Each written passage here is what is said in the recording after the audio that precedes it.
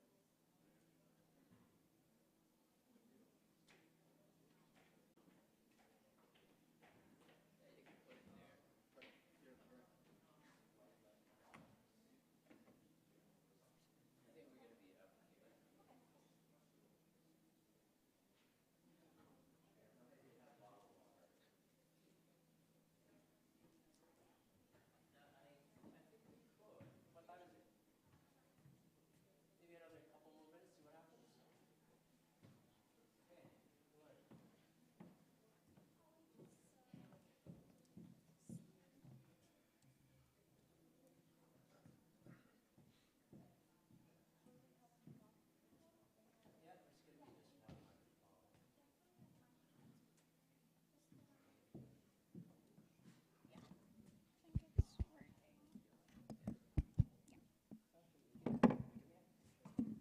Can you take us a picture? You'll be standing there. I'll get her to stand it there, and she's going to take a picture facing the crowd. Oh, like here? Yeah.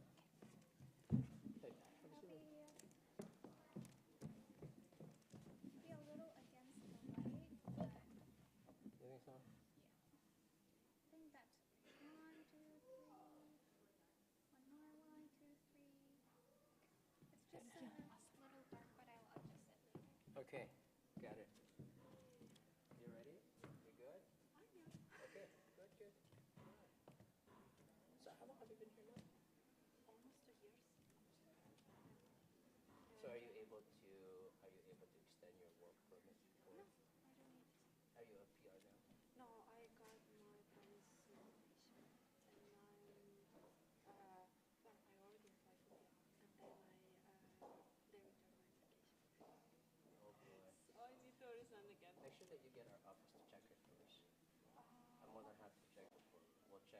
sure that everything's there, everything's good, then submit.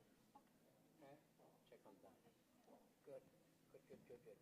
Yeah, because that creates a problem. Right? Imagine you, who's very good, who's doing this. Imagine No, I think them. I just selected the wrong type. But still, imagine them, right? Yeah. Because that's the problem that we're having. We're having is that they're trying to do their own application, and that's the biggest problem. Because people all come back, and when it comes back, it doesn't come back like a week. No, no, no. Well, it came back in a few days. You do. That's like sometimes 6 months. I submitted on Thursday. Yeah. I submitted on Thursday, and they returned the application on Monday. This Monday. You're lucky. Because most of the time it takes a while to return. Okay, so shall we get started? Let's go. Are you just gonna have the slide, or what do I press for the slide? Okay. So you know what you're gonna do. Feel free. Okay. So this one Yeah, or that's the which one? microphone. Or this one? Either or. Доброго дня всім. Мене звати Оля. Я працюю settlement-воркером в Seven Oaks міграційному сервісі, і я буду зараз вам перекладати з англійської на українську мову. Я надіюся, що ви дізнаєтеся багато корисного, все, що знали, не знали. А також, якщо у вас буде можливість, буде потреба задати якісь запитання, ви можете підійти, відсканувати QR-код. І не забудьте ввести 5 цифр під низом. І ви можете прописати ваше запитання, і в кінці ми їх будемо всі читати і відповідати. Дякую.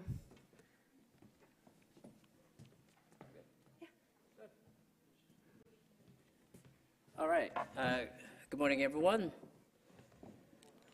Morning. For those of you that I haven't met before, I know some I have met at my office, which is great.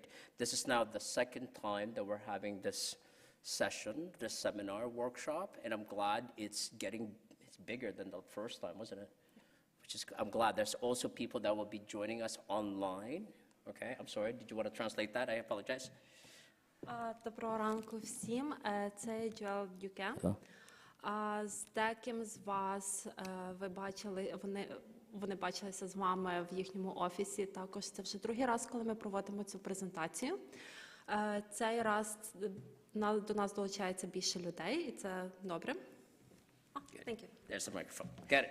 So, firstly, I'd like to thank Olga for doing this translation for us. With the Seven Oaks, also, there's going to be a few people who's going to be speaking about the services that they provide. Okay, feel free to translate that. A few people, I'm sorry, that will... I think that would be Manfinder who's going to be approved. Oh, okay. Та хочемо подякувати всім, хто сьогодні долучився. Також тут є декілька людей, які також беруть участь в організації цього заходу. Good. I'm not sure how long. I think we have a couple hours here today. Okay. And I know a lot of you have questions. Okay. We will have Q&A. We will have question and answer period. After the show is over, my team is going to be presenting to you pathways to become permanent resident here in Canada. Та сьогодні ми будемо проводити цей захід на протязі декількох годин.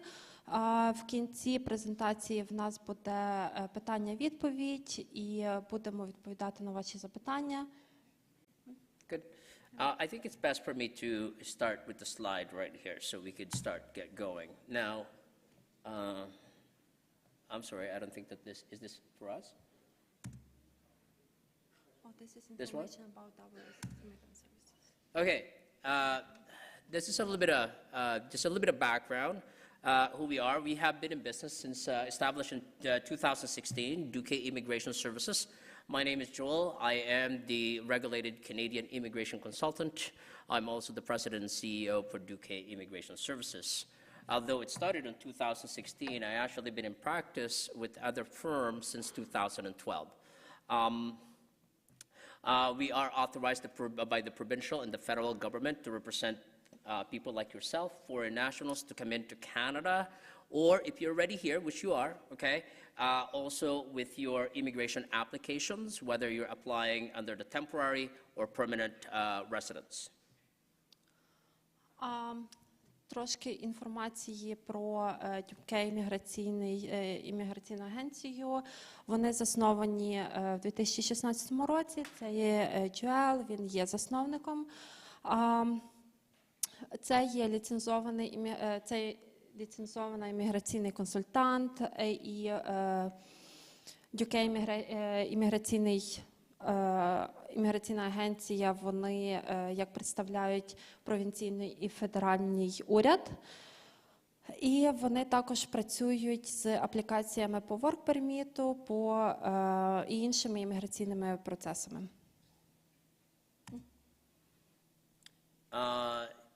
Can they scan this if they want to? Okay, feel free, you can scan this. This is the QR codes, and you will be able to ask some questions there as well. We will be able to answer that for you later on. Та всі, хто не відсканував QR-код при вході, можете відсканувати. Can you come back, please? I apologize. Можете відсканувати ще раз і ввести 5 цифр для підтвердження і задати ваші запитання в формі.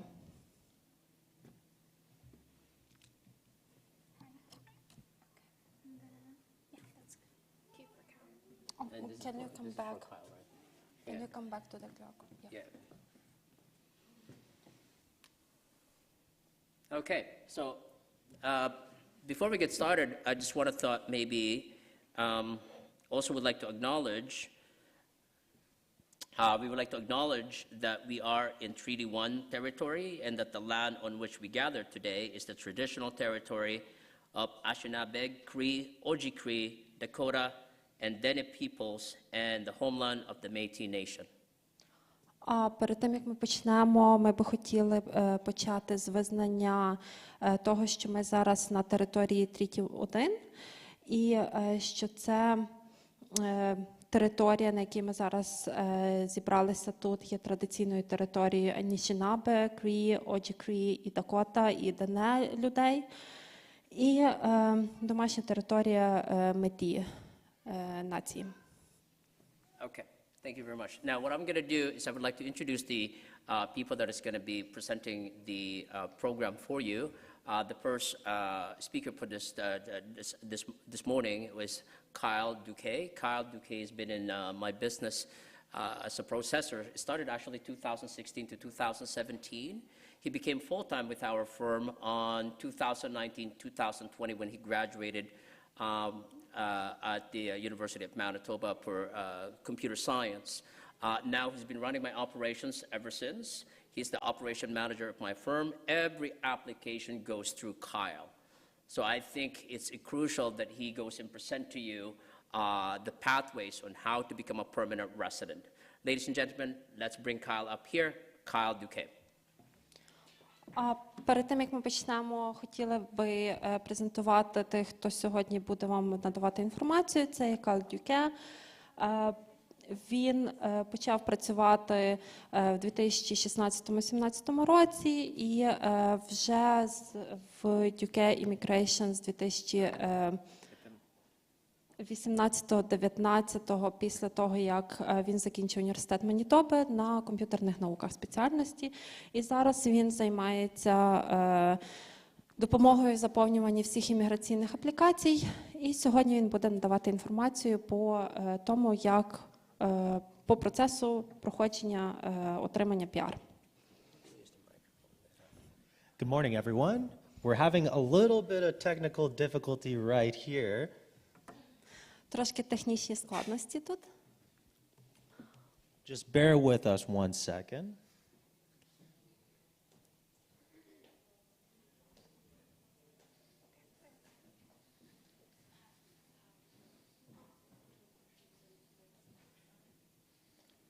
For sure.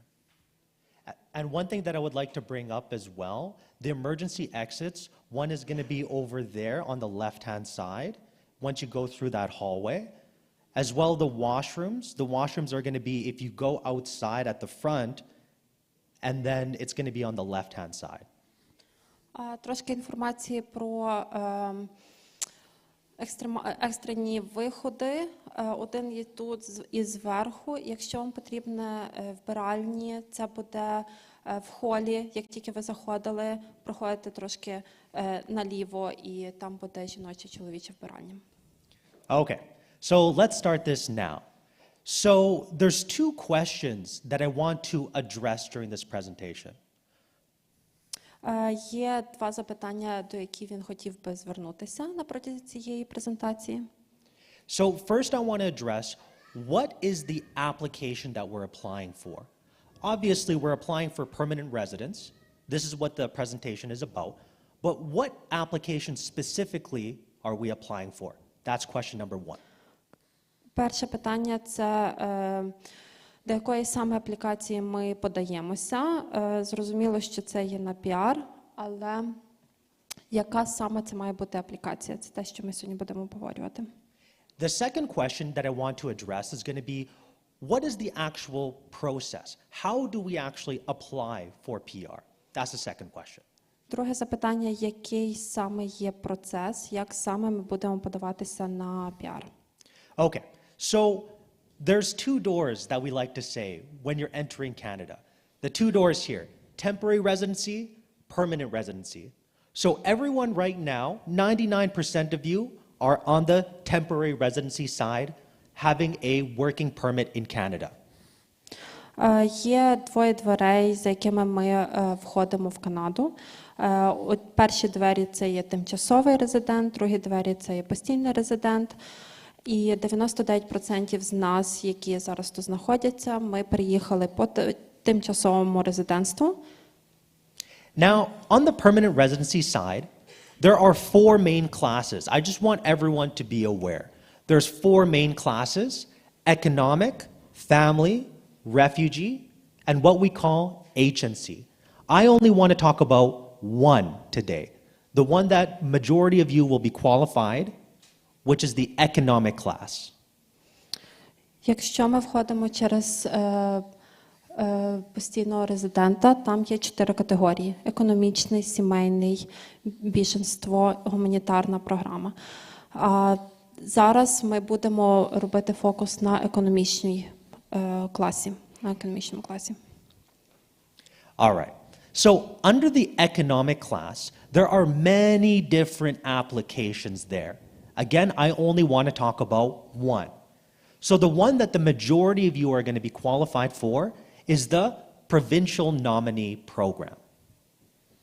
В економічному класі є дуже багато різних аплікацій, але ми будемо робити фокус на одній з них. Через більшість з нас, через яку буде подаватись, це є провінційна номінація програма.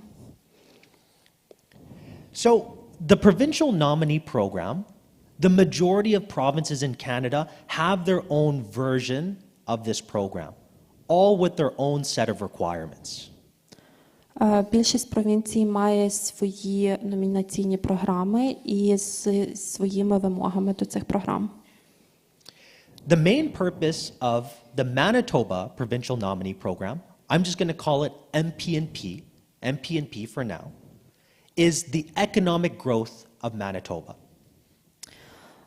Манітобська провінційна номінаційна програма, або MPNP, якщо скорочено, це є програма зі своїми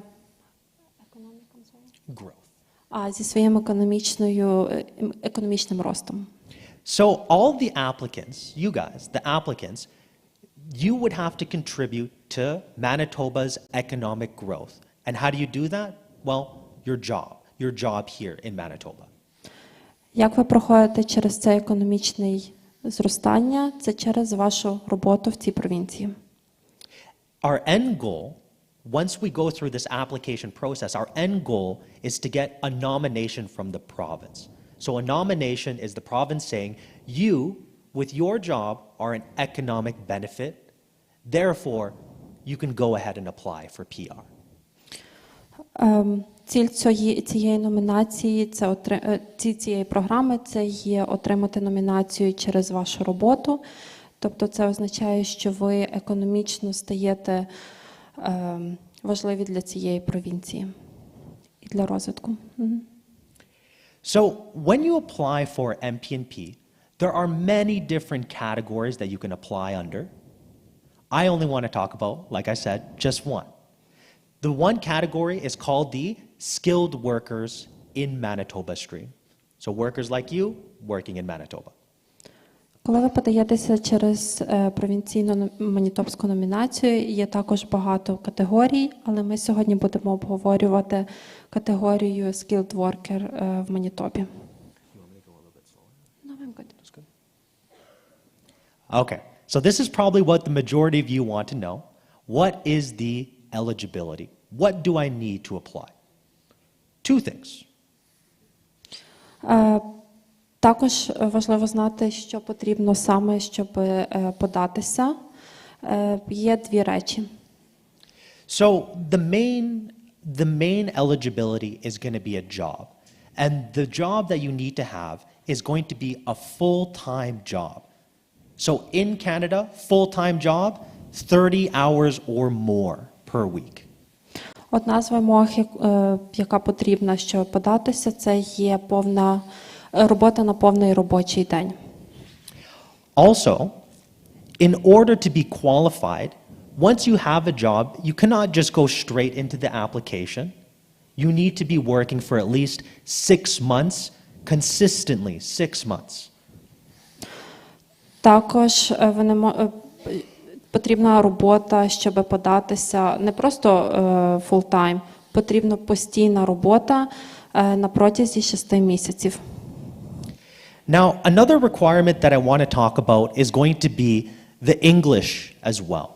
So, a lot of you have questions saying, do I need English mandatory? No, it's not mandatory, but there is one thing that you need to know. Також одна з вимог – це є ваша англійська. І ваша англійська – це не є обов'язково її здавати, є деякі моменти, які треба знати. So, what you need to know is that it depends on your tier. Okay? What is tier? Те, що вам потрібно знати, що це залежить від того, який у вас тір, і що це таке. So, if you can imagine, let me explain this a little bit. If you can imagine, Canada has their own way of classifying jobs, what they call National Occupation Classification, NOC. You might see this.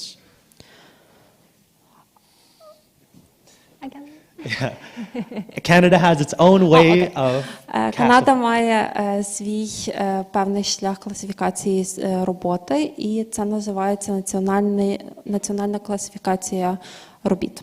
So what you need to do is you need to figure out your classification. So for example, let's say you're a customer service representative. І вам потрібно знати вашу класифікацію. Наприклад, якщо ви є клієнтський, фахівець по роботі з клієнтами. So you're a customer service representative. Now Canada has a way of classifying that. It goes tier 5, 4, 3, 2, 1, 0. 0 is usually executive positions, manager positions. Класифікація йде від 5, 4, 3, 2, 1 і 0. 0 – це означає, що це вже позиції менеджерів. Going down, tier 4, tier 5 is usually entry-level positions. So this is where it's going to be a requirement. Okay, you need to check to see what tier your job position is to figure out if you need to do some sort of language test. Тір 4-5 – це загалом позиції початкового рівня, і вам потрібно точно знати, який ваш тір, яка ваша категорія професій, щоб знати, чи здавати англійську. It's fairly easy as well. I want to explain. It's fairly easy to figure out your tier. You would just need to go, the easiest way would be going on Google, writing NOC, and then writing whatever your job position is. Customer service representative, cook. And you should easily be able to figure out what your tier is. Найлегший спосіб, як перевірити ваш NOC, тобто категорію вашої професії, це зайти в Google, ввести NOC і потім знайти саме вашу професію, як вона називається, і перевірити ваш тір. So if you do need an English, you would need to take some sort of language exam. I'm sure many of you are familiar. There is IELTS, there is CELPIP. Якщо вам таки справді потрібно здавати англійську, вам потрібно проводити певний екзамен. Один з них це є IELTS, CELPIP. And you need to hit, if you need to do it, you need to hit a certain score. So you can see here, they have different categories: speaking, listening, writing, reading. You need to hit a minimum of these scores here if you need one. Нам потрібно дістати деякі бали, і по таких частинах екзамену, як спілкування, слухання, письмо і читання. І мінімальними балами для цього буде ось сама нижня лінія 3,5, 4, 4,5 і 4. Okay, so I'm going to go back to our first question. We're halfway there now. What are we applying for?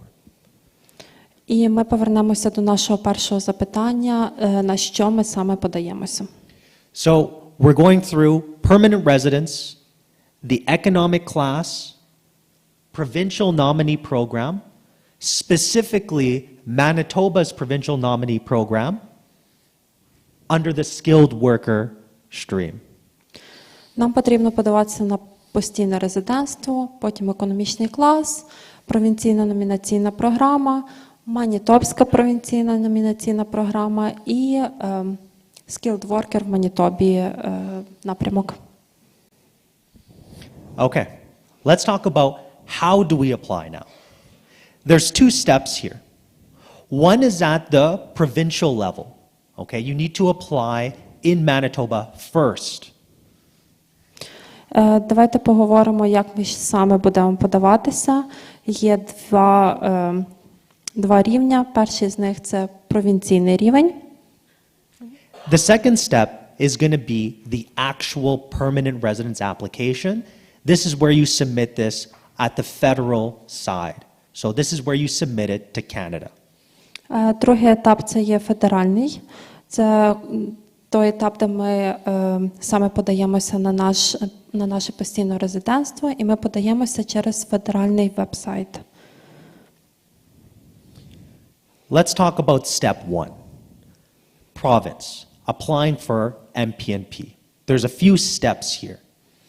Давайте поговоримо про крок перший – подання до NPNP, і тут є також декілька кроків. When you apply for MPNP, it's not as simple as submitting an application, you're done. There's a little bit more to it. Коли ми подаємося на NPNP, це не просто надати ваші документи, там є також ще декілька кроків. The idea is we need to submit a mini application, and based off that mini application, we get points. Ми також підтверджуємо декілька аплікацій, і базуючись на цих аплікацій, ми отримуємо наші бали. Based off the points, Manitoba will select maybe about 2 to 3 times a month, will select people with a certain amount of points to submit an application. Отримуючи ці бали, Манітоба вибирає 2 або 3 рази, в залежності на місяць, людей з певними балами, певною кількістю балів. So again, our goal is going to be a nomination. So we can only submit that actual application once we get selected. That's the difference. Наша ціль – це є отримати номінацію, і ми можемо бути підтверджені тільки після того, як нас виберуть. Let's talk about the first step. Давайте поговоримо про перший крок. Expression of interest. So remember, our two requirements, working full-time, English, maybe. Перший крок – це expression of interest, тобто вираження нашої зацікавленості. Дві вимоги – це робота повний робочий день на протязі 6 місяців і наша англійська. So when you submit the mini application that I'm talking about, these are the points you're going to get.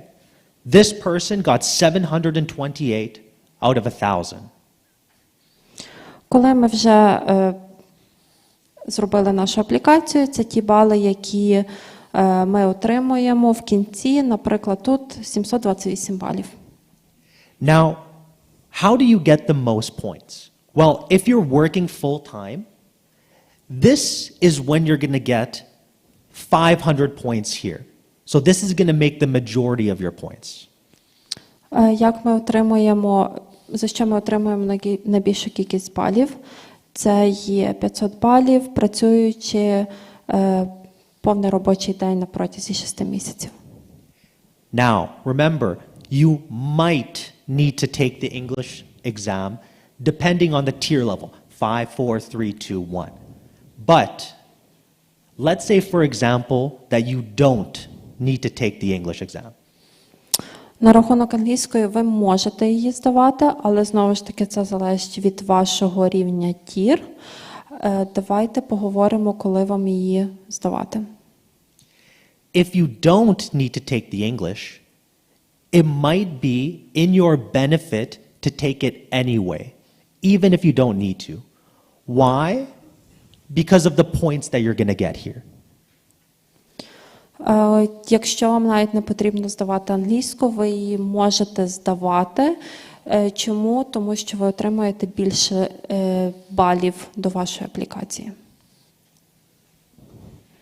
So, depending on your points, this is the average right now in the last 5 draws. This is the average of the points that you need, 671 or higher. За останні 5 вибірок, це є середній бал цих вибірок, це 671, це те, що вам потрібно мати, і вище. So, going back to our example, if you don't need to do an English test, you don't need to do the English test, and you notice your points is 650. І давайте повернемося до наших балів. Ви знаєте, що вам не потрібно здавати англійську, і ви рахуєте, що у вас, наприклад, 650 балів. This is where you might want to do the English test. Do the English test. Even if your score is low, you can still get some points to get higher than 670. І це той момент, коли ви можете здати ваш тест, ви отримуєте більше балів за то і, відповідно, більше балів за вашу аплікацію. Now, this is on MPNP's website. They will post the scores that they're drawing, like I said, 2 to 3 times a month, something like that. І це є інформація з вебсайту NPNP. Вони виставляють вибірки 2-3 рази на місяць. So you can see this draw on July 13, 661. So if your points are higher than 661, you're getting selected to submit the application. Це є вибірка від 13 липня, і ми бачимо, що тут мінімальний бал 661, тобто якщо у вас вище вас виберуть, щоб ви надали вашу аплікацію.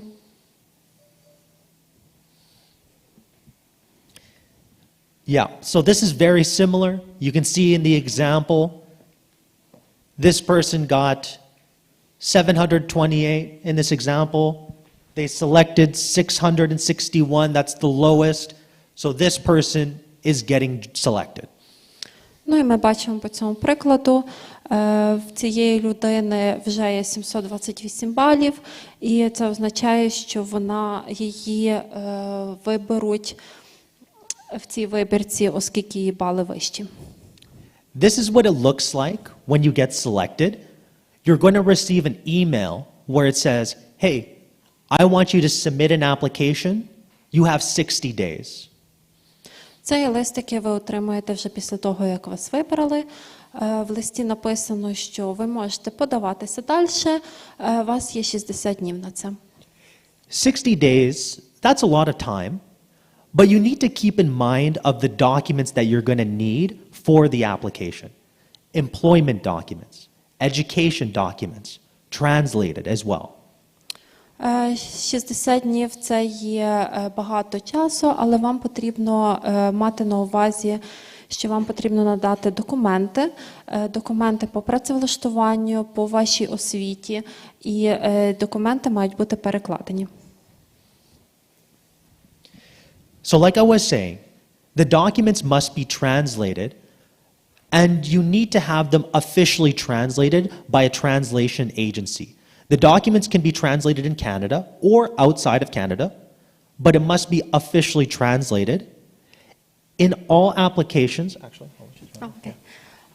Документи ваші мають бути перекладені і сертифіковані, завірені. Тобто завірені – це може бути перекладач як в Канаді, так і за межами Канади.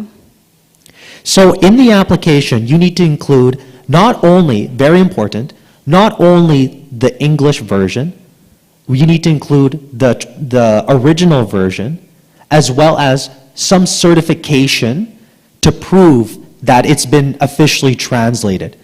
Sometimes they will have a seal, a gold seal at the bottom of the document.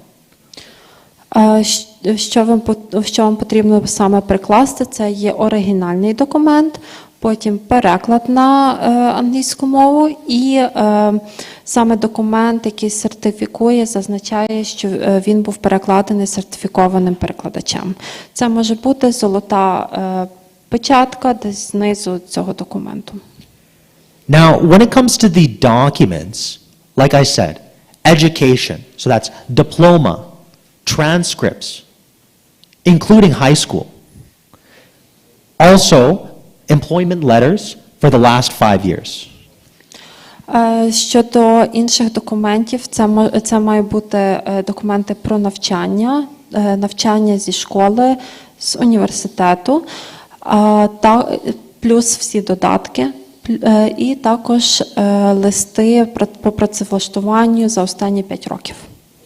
So that's why only having 60 days, 2 months, you want to make sure you already have some of these documents already, because I know some of you might not have it with you when you came to Canada. Тому у вас є 60 днів, щоб зібрати всі документи. Вони можуть у вас не бути на даний момент, тому починайте їх збирати швидше. So now, if you don't have some of these documents, which I assume most of you might not, then you need to explain to MPNP about why you don't have the document. But I would say try as best as you can to obtain them, the list of documents that they would want. These are only some. Ви можете не мати деяких документів і не встигнути за 60 днів. Вам потрібно повідомити в МПНП і пояснити причину, чого ви не можете прикласти ці документи вчасно. І це є лише частковий список всіх документів на цьому екрані.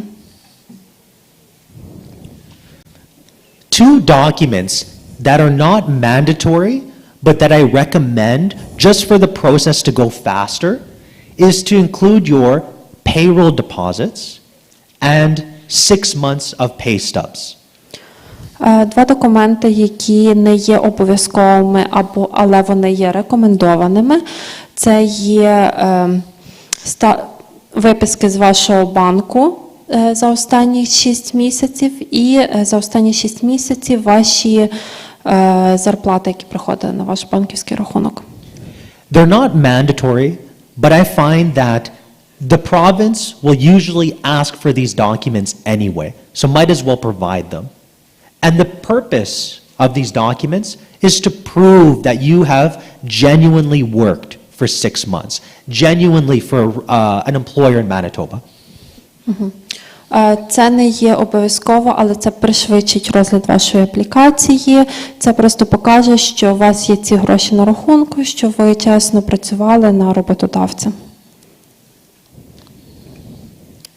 So this is why I encourage you to, for those of you who have been working for 6 months, I encourage you to apply now. The processing time is 3 to 6 months for this nomination, and we're only halfway there. Ну і для тих, хто ще не подався, Кайл вас підштовхує, щоб ви подавалися вже зараз. Процес займає від 3 до 6 місяців. Now, something very important. When you submit an application for PR, when you submit an application for MPNP, you're not done. The game is not over yet. Коли ви вже подаєте вашу аплікацію на NPNP, це не є все, це ще не кінець, і ви ще не завершили ваш процес. You need to maintain your temporary status. So on your working permit, the expiry date there, you must maintain, you must extend your status continuously until you have reached permanent residency. Ви маєте перевіряти і підтримувати ваш тимчасовий статус, аж поки ви не отримаєте постійного резидента, тобто постійно продовжувати ваш work permit. So this date right here, March 31st, 2 months from now, this is the last day to be able to extend your work permit. For those using Kuwait, which is all of you, pay very close attention to this date. You must extend beforehand. Це є дата 31 березня. Це останній день, коли ви можете змінити або продовжити ваше тимчасове перебування під QED, тобто продовжити ваш work permit. So this is what a nomination looks like. Це як виглядає лист номінації. An important thing to point out is your occupation and your employer will be listed here. І на що треба звернути увагу, це що номер, код вашої професії і ваш працедавець буде тут зазначений. Remember, your application for PR is based off of this. So when you submit your application, you need to stay in that occupation. You need to stay with that employer. Коли ви подаєтеся на піар, ваша заявка буде базуватися саме на цьому листі. Це означає, що вам потрібно залишатися на тій самій посаді, в того самого роботодавця. So there are cases where you get promoted or you switch jobs. You need to inform the province whenever that happens. Usually, though, they will assess that on a case-per-case basis. It's usually not advisable to switch jobs, just for the simplicity of the process. Бувають випадки, що ви можете отримати підвищення, змінити роботодавця. Вам потрібно про це обов'язково повідомляти провінцію, і тоді вони будуть розглядати вашу заявку в індивідуальному порядку. Remember, it's a case-per-case basis. So if you have any questions about switching jobs, it's best to talk to a professional to see if it's advisable. So maybe if anyone has any questions, feel free to reach out to us. І також ще раз, Це є від випадку до випадку, тобто якщо ви захочете міняти роботи, бажано звернутися до професіоналів, тобто до імміграційного агента-консультанта, і Дюке вам раді допомогти. Okay? Step 1, done. We have the nomination. Let's go to step 2. Ми вже отримали номінацію, йдемо на крок другий, на федеральний рівень. So when we submit the application for PR, they're going to give you a document checklist, a checklist of items that you need to give. Коли ми подаємо аплікацію на піар, ми отримуємо документ зі всіма документами, які нам потрібно докласти до аплікації. The checklist can be split into two parts. Part A is the forms. Part B is the documents. І цей список буде розділений на дві частини. Частина А – це ваші форми, частина Б – це документи. So an important thing about the forms is this is where you want to include who you're putting inside of the PR application. So for example, your children, your spouse. І в формах, в частині А форми ви можете якраз зазначити, кого саме ви хочете додати до вашої аплікації. Це можуть бути ваші діти або ваш партнер, чоловік, дружина.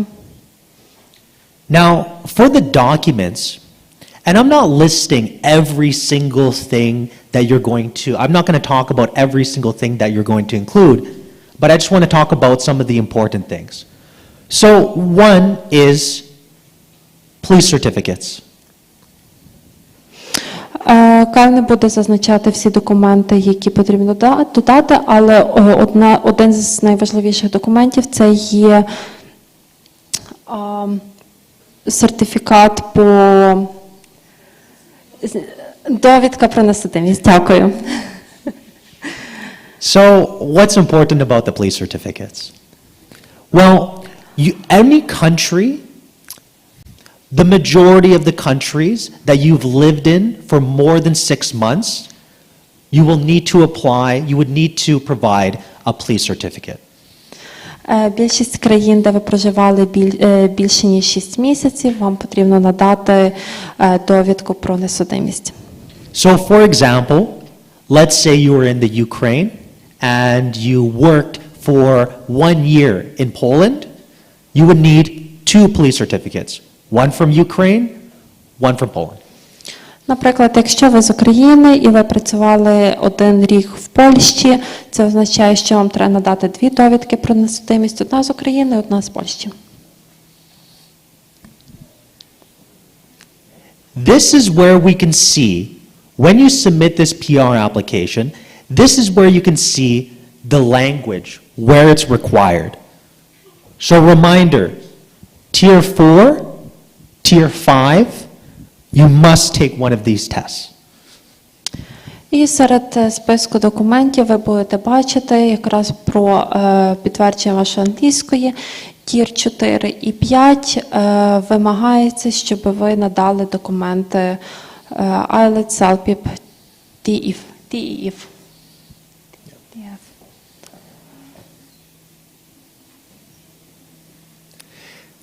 We're almost there. So once you submit your application, this is the processing time right now for permanent residency. Як тільки ви подали вашу аплікацію, це є час, скільки займає на отримання вашої постійного резидентства. Reminder that during this time, you need to stay with the current employer. You need to stay in your current job until you receive PR.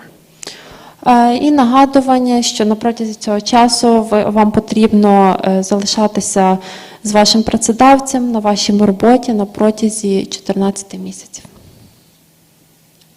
So let's review.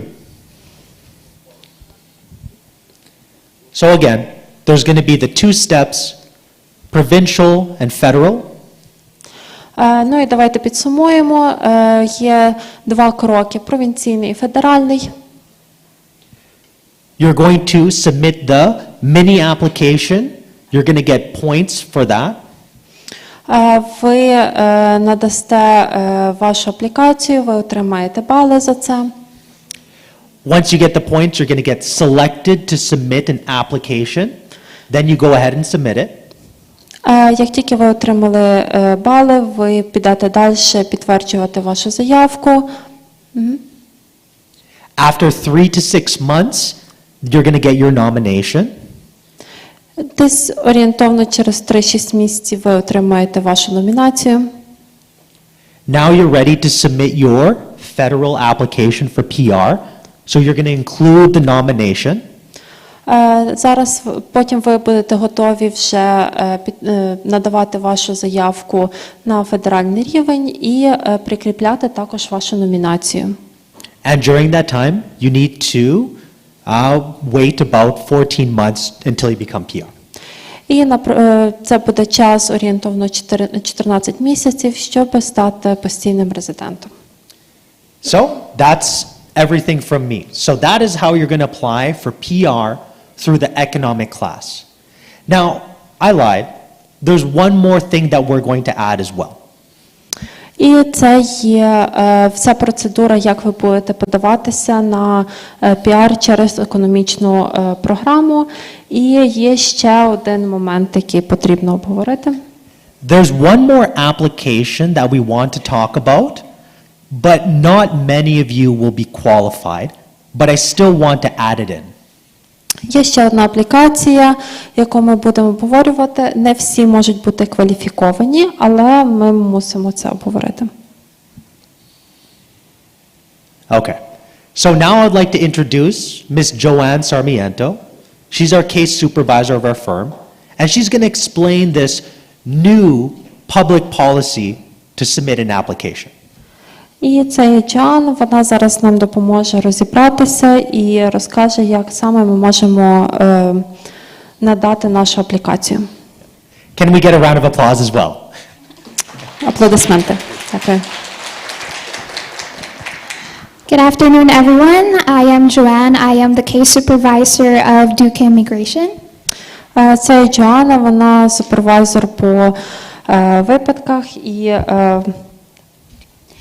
And earlier, you have heard Mr. Cal Duque talk about the process on how to become a PR through economic pathway. But right now, I'll be talking about the family pathway. І раніше Кайл розказував, як отримати постійне резидентство через економічний клас, а Джоанна буде розказувати, як отримати через сімейний клас. Okay, let's start. We'll talk about the new public policy, the reason why family pathway application is much easier for you guys. І зараз ми будемо говорити про сімейний шлях отримання піару. Okay, so last year, October 23rd, IRCC has released this new public policy that is intended for Ukrainian nationals with Canadian or PR family members. Отже, 23 жовтня Канада анонсувала нову програму для всіх, хто вже є піаром або громадянином, що вони можуть подаватися, їхні сім'ї можуть подаватися на цю програму. So how do we know if we're qualified for this pathway? So IRCC split the qualifications into two categories. Як ми можемо дізнатися, що ми кваліфіковані? IRCC розділило це на дві категорії. Okay, let's begin with category number 1. But before we do, I just want to know, show of hands, who here is a Ukrainian national who has a valid permit to stay in Canada? Raise your hands if you have a valid permit to stay in Canada. That means PR? Even a temporary permit, study Okay. work, yeah. Хто тут має дозвіл на перебування в Канаді? Тобто це може бути work permit, PR. Show your hands if you are a Ukrainian national with valid permit to stay in Canada. Okay, so those people who have just raised their hands, you've already met the two first criteria of this category. Тобто всі, хто підняли руку, ви вже підтверджені по перших двох критеріях цієї категорії. Okay, so the first criteria, you have to be a Ukrainian national. Перша критерія – це вам треба бути українцем, українкою. Second, you have to be in Canada when you submit this application. Друге – це вам потрібно бути в Канаді, коли ви надаєте вашу аплікацію. Third, and the most crucial criteria here, you have to have a Canadian or a PR family member. Ще одне, і це дуже важливий пункт, вам потрібно бути піаром або громадянином. So who are considered family members here? So we have spouses, common laws, children, grandchildren, parents, grandparents, and siblings. Тобто, хто може бути членом сім'ї, це є чоловік, дружина, партнери, діти, внуки, батьки, дідусі, бабусі і брати, сестри. Okay, so let's give an example. For example, I am a Ukrainian national, I live in Canada, and I do have a Canadian sister. Наприклад, я є українкою, я живу в Канаді і я маю канадську сестру. The only time I'll be qualified for this pathway is if my sister is currently living in Canada. Єдиний момент, це, з яким може бути кваліфіковане, це те, що моя сестра зараз живе в Канаді. Aside from that, she has to be at least 18 years of age as well and have not been granted a PR under this policy. І моя сестра має бути щонайменше 18 років, і вона не має отримати піар по саме цій програмі. Okay, let's give another example. For example, Joanne, I gave birth here in Canada, so my child is a Canadian. Does that mean that I'm qualified for this category? І ще один приклад. Наприклад, Джоан, вона народила дитину, дитина є громадянином Канади. Чи Джоан вона кваліфікована під цю програму? In this case, unfortunately not, because that Canadian family member has to be at least 18 years of age. І в даному випадку ні, вона не кваліфікована, тому що член сім'ї має бути щонайменше 18 років. All right, let's now move forward to category number 2, but I do have another question again. Who here has a spouse or common law partner who was left back in Ukraine? Show of hands. Підніміть руку, хто тут має партнера, чоловіка, дружину, хто все ще залишається в Україні. Okay, I see quite a few people.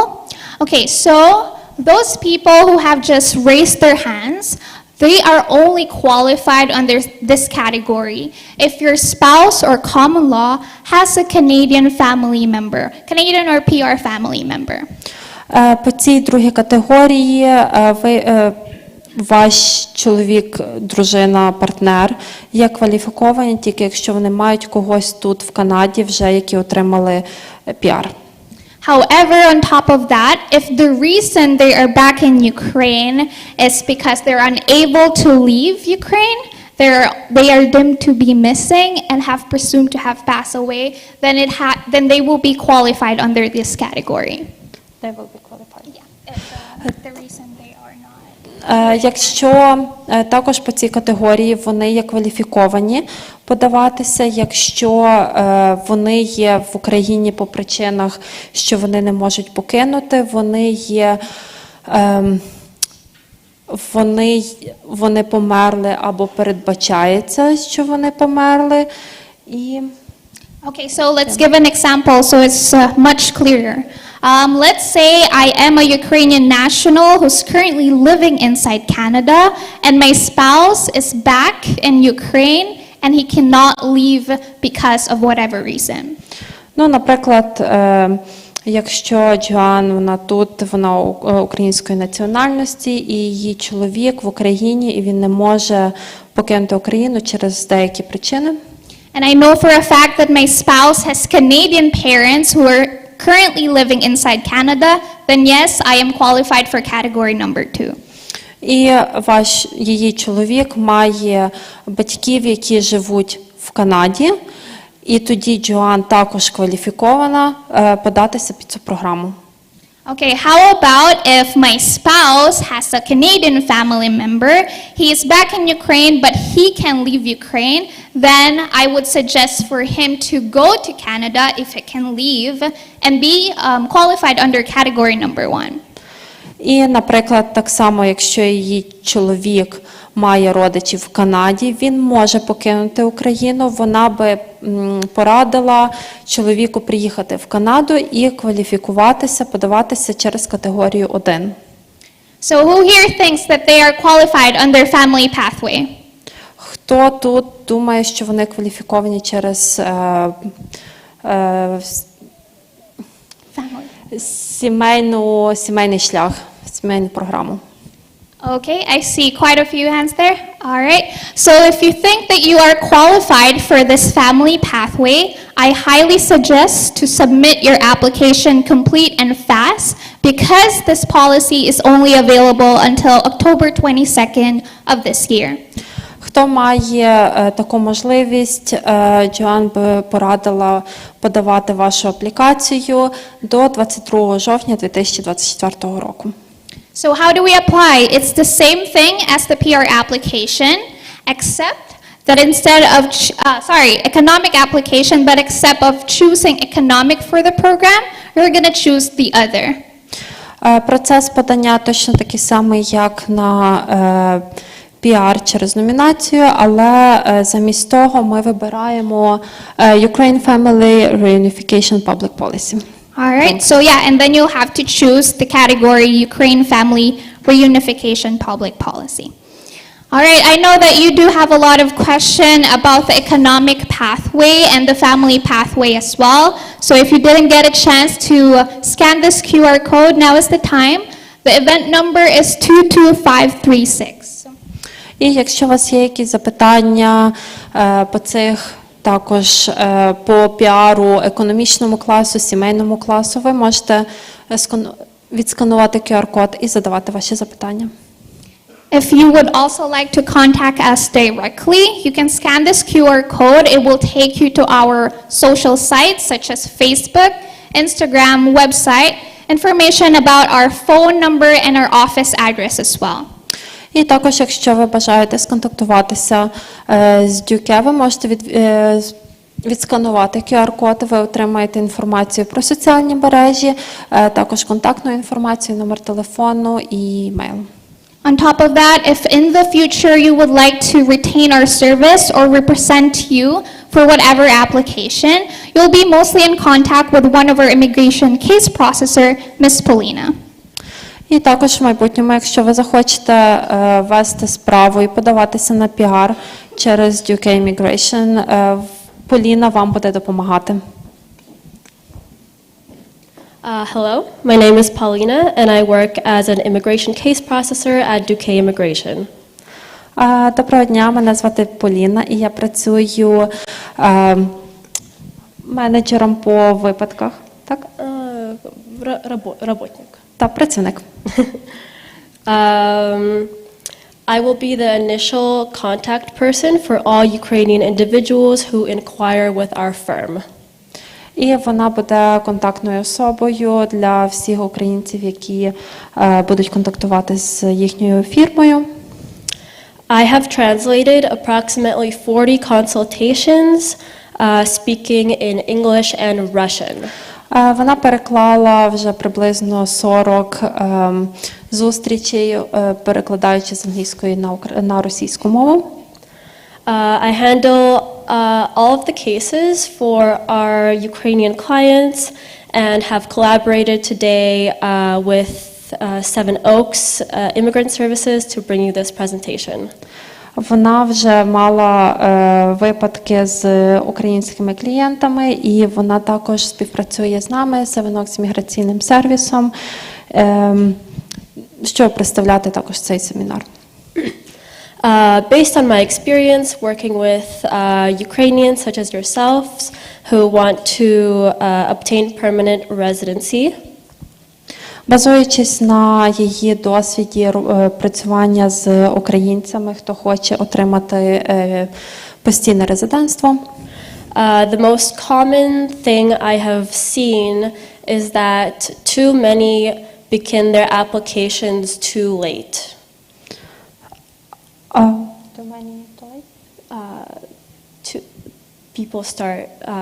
People start their applications, their process too late.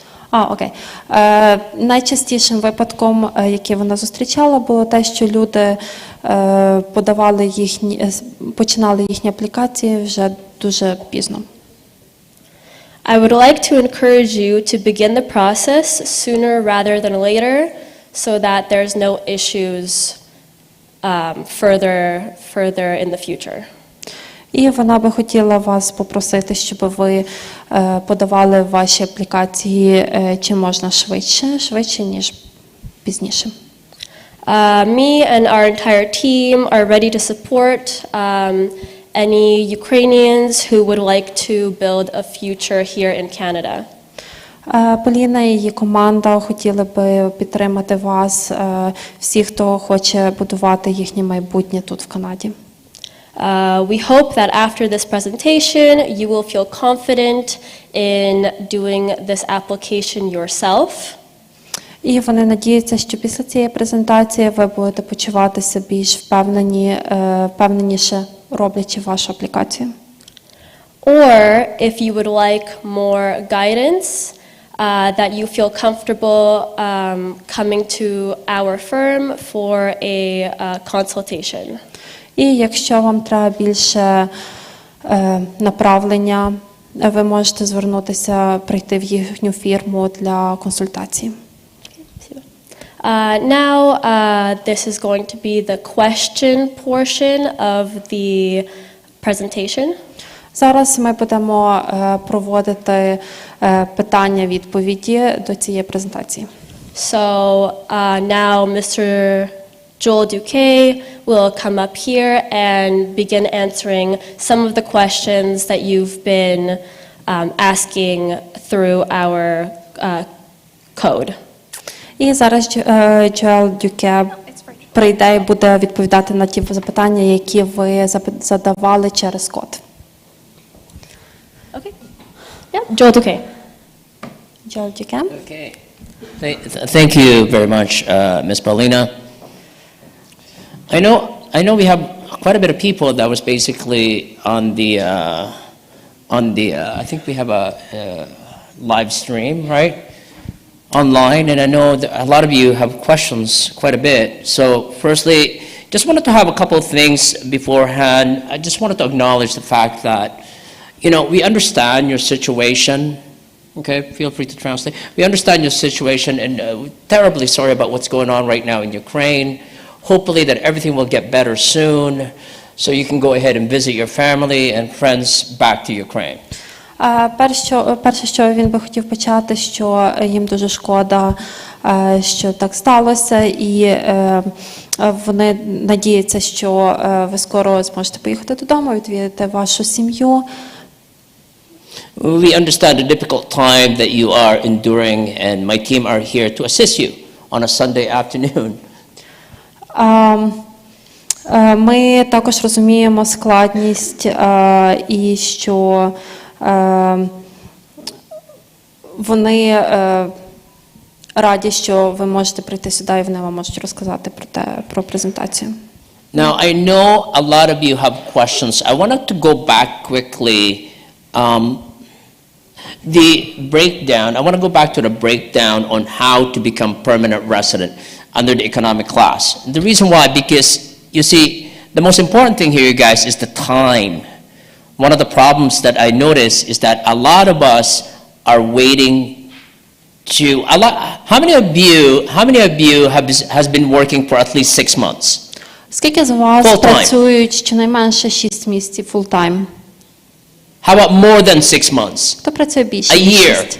Рік. So remember, ladies and gentlemen, that you're only here for a certain time, yes?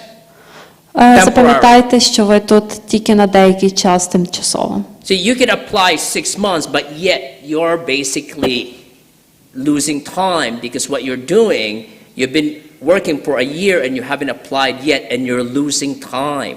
Ви просто втрачаєте свій час. Ви працюєте, наприклад, на протязі року, і ви ще не подаєтесь, ви втрачаєте час. So I want to calculate a little bit of time. I give you a little bit of timeline right here, okay? Він хоче просто показати вам час. You see the step 1, apply for MPMP, submit expression of interest. So the only thing you have to do, you have to be working for 6 months. You can apply now. How many of you have not yet applied? Бачите, перший крок – податися на MPNP, подати ваше зацікавлення, вираз про зацікавлення. Хто вже подав? Now remember, you're only here for this time, okay? And it's already been 6 months, or some of you has been a year, you're wasting time because you only have this time left. Запам'ятайте, що ви тут лише на протязі деякого часу, і ви, якщо не подаєтесь, ви втрачаєте свій час. And another thing also, when you submit your step 1, English is important. I know that some of you, how many of you are in a tier 3? Right. So tier 3, you don't need English, right? Хто з вас тір 3 і вам не потрібно So англійська? anyone 0, 1, 2, 3, you don't Від need 0 до English. 3. Right, very good. But you see, it's important for you, and Kyle pointed out that you should really get your English. Why? Because it goes by point system. You see, and it will give you extra points. You can get as much as 100 points out of that. І ви все одно, вам потрібно розглянути здавання англійської, тому що це ваші бали, і ви можете за англійську отримати орієнтовно або більше, ніж 100 балів до вашої аплікації. So here's your work permit. 6 months later, you actually able to work. You submitted your expression of interest. Remember, this is a draw. Now, some of you came to my office and you've had your expression of interest, but they never get drawn. Деякі, хто приходить вже в офіс, вони подалися на вираз про зацікавлення, expression of interest, але вони ніколи не були вибрані. And the reason why is because their points are not enough. І причина цього, що їхніх балів було недостатньо. And the only thing that they have to do is that take the English, get a level 4, and they will get additional points enough to get drawn. І вихід з цієї ситуації – це таке здати англійську, отримати мінімум 4 і додаткові бали до вашої аплікації. So the step 1, 6 months, and you could be there for an additional 3 or 4. Some people have been there for 4 months. They never get invited. І навіть якщо подалися, деякі люди були 3-4 місяці і ніколи не були запрошені. So the draw, the points, the one that Kyle pointed out, 671. One of our client came to our office, and they have 660, very close. And the only thing they need to do is take English and get additional points, they would have got drawn. І ось мінімальний, наприклад, середній бал – це був 671, і один з клієнтів, який прийшов до них в офіс, мав 660 балів. І оце якраз здавання англійської додало би йому додаткових балів, і він би зразу був вибраний. And I just want to point out that Paulina earlier today pointed out also that we are collaborating with Olga, and I think Olga is the one who's teaching the class for English. Yes. Okay? You don't want to learn English, ladies and gentlemen. What you need to learn is how to take the exam IELTS. Поліна вже наголошувала, але ми почали наш курс по IELTS, і IELTS – це не є про вивчення англійської, це є про саме техніку виконання цього екзамену, і ми починаємо наш наступний клас вже цієї середи. and you could learn how to take that exam. And remind you, you only need level 4. Level 4 means 40%. 40% on speaking, 40% on writing, I think 45% on listening, and 35% on reading. You don't need to have 60%, no, 40%. And if you've been living here for 6 months, most of you have been here for a year, I'm sure you could pick up that 45% just like that if you study how to take that exam, not the language itself. Та, і все, що вам потрібно, це здати тільки на 3,5, 4, 4,5, 4 по IELTS, і вам не потрібно вчити саму мову, вам просто потрібно знати, як здавати цей екзамен. Because most people that came to my office, they're so scared of this language. And yet when I talk to them, they actually speak pretty good English. Багато людей, хто приходить в офіс до них, вони просто бояться здавати цей екзамен, і коли вони говорять до українців, українці просто, вони говорять добре, вони бояться здавати.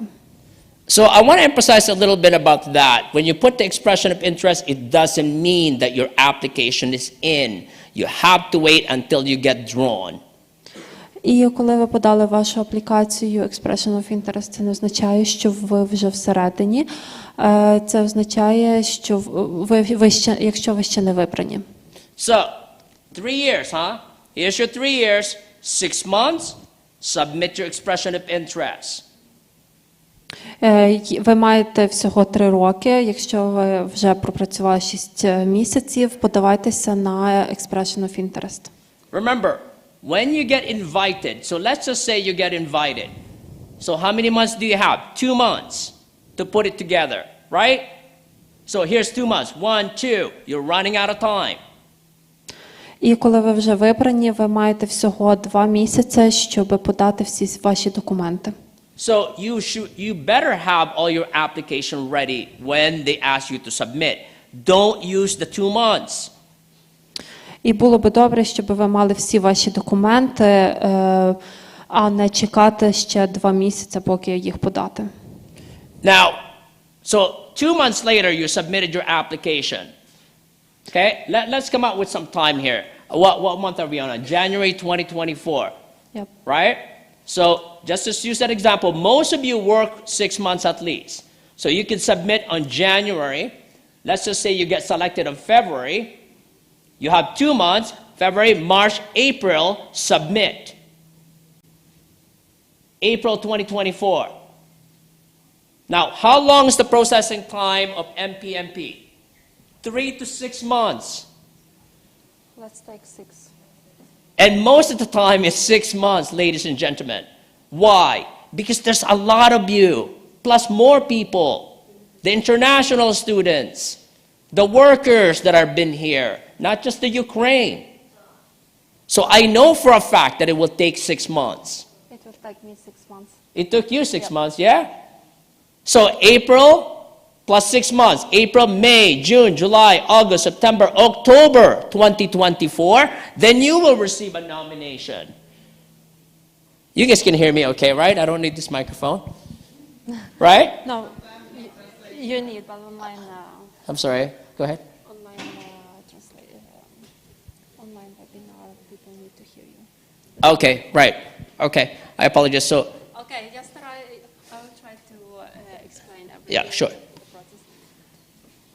Тобто візьмемо, наприклад, до прикладу, ви вже відпрацювали ваші 6 місяців на роботі. Якщо ви подасте заявку зараз, нехай ви отримаєте Expression of Interest в лютому. Потім, після того, вам нехай візьме ще 2 місяці, щоб написати всю вашу аплікацію, здати і ваші документи, і ви будете ще чекати 6 місяців. Тобто 4 плюс 6, це буде в жовтні, коли ви отримаєте вашу номінацію. Ми беремо самі максимальні терміни. Це буде вже жовтень. I apologize. Sometimes I forget that we have a translator here. I apologize, you guys. So, yeah, so you're looking at by the time you submit your full application, as I was saying, you're looking about April of 2024. Okay? So by April 2024, you add 6 months. Can you translate that? Так, тобто до момент, коли ви повністю подасте вашу аплікацію і всі ваші документи, це буде квітень, і вам візьме ще 6 місяців до жовтня. Till October. So April 2024, April, May, June, July, August, September, October 2024. Then you will receive the nomination. Congratulations, you're helping our province. We're going to nominate you. Та і потім ви отримаєте лист, вітаємо, ви є номіновані, ви підтримуєте нашу провінцію. That will be the nomination. Okay? Це буде номінація. And then you go ahead and you submit on federal government on October.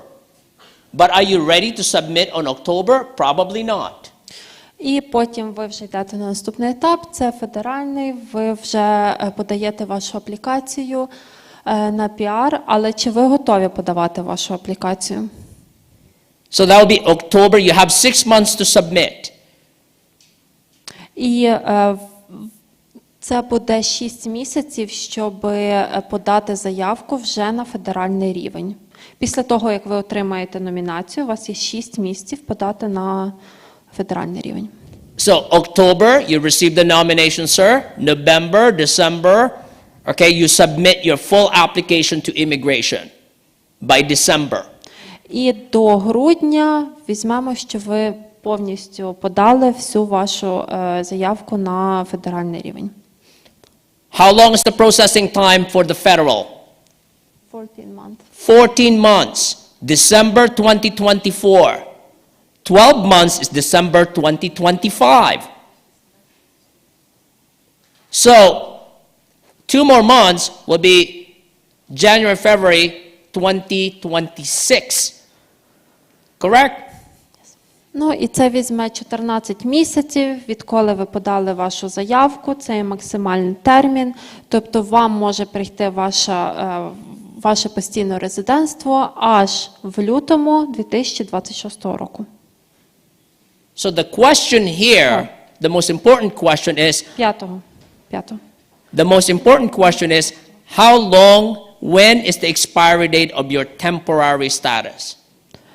І саме головне питання – це коли саме виходить з дії ваш work permit, документ про тимчасове резидентство. February 2026, the expectation of your PR. І лютий 2026 – це є очікування вашого піару. How many of you have work permit is still good by February 2026? Хто з вас має work permit діючий до лютого 2026 року? Good for you. Good for you. But you still have to submit your application now. You have to start. Але молодці, але вам треба все одно почати вашу аплікацію вже зараз. So I just wanted to also, hopefully that kind of gives you a little bit of understanding of the processing time, because I think that's one of the biggest issues that we have. A lot of people are waiting and thinking that Canadian government will come up with something. No, they will not. I don't think that they will. Багато хто, це найбільша така проблема з термінами, тому що і багато хто також думає, що уряд Канади придумає ще якусь програму для українців, але Джоел так не думає, такої програми не буде. Or if they do, that's very good. But what if they don't? Якщо вони придумають програму, це дуже добре, а якщо ні? And that's the problem that we cannot solve for you. І це є проблема, яку вони не зможуть вирішити We для вас. still have to follow the Canadian law and their policy. Вони знову ж таки мають слідувати канадському закону і політиці. Now, I know some of you have questions. Maybe some of you have questions, right? And this is a question and answer. I apologize. I just wanted to touch base a little bit about the background. Does anybody have a specific question right now? Хтось має запитання по цьому зараз? Can somebody give them a microphone? Somebody? Можете прийти сюди, запитатися.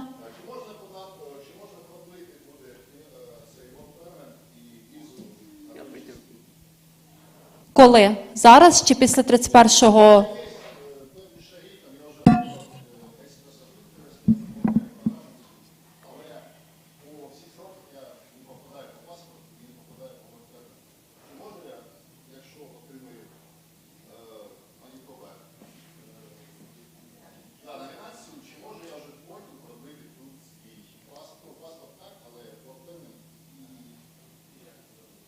Окей. Окей. Я ще раз повторю, бо в нас є онлайн-трансляція.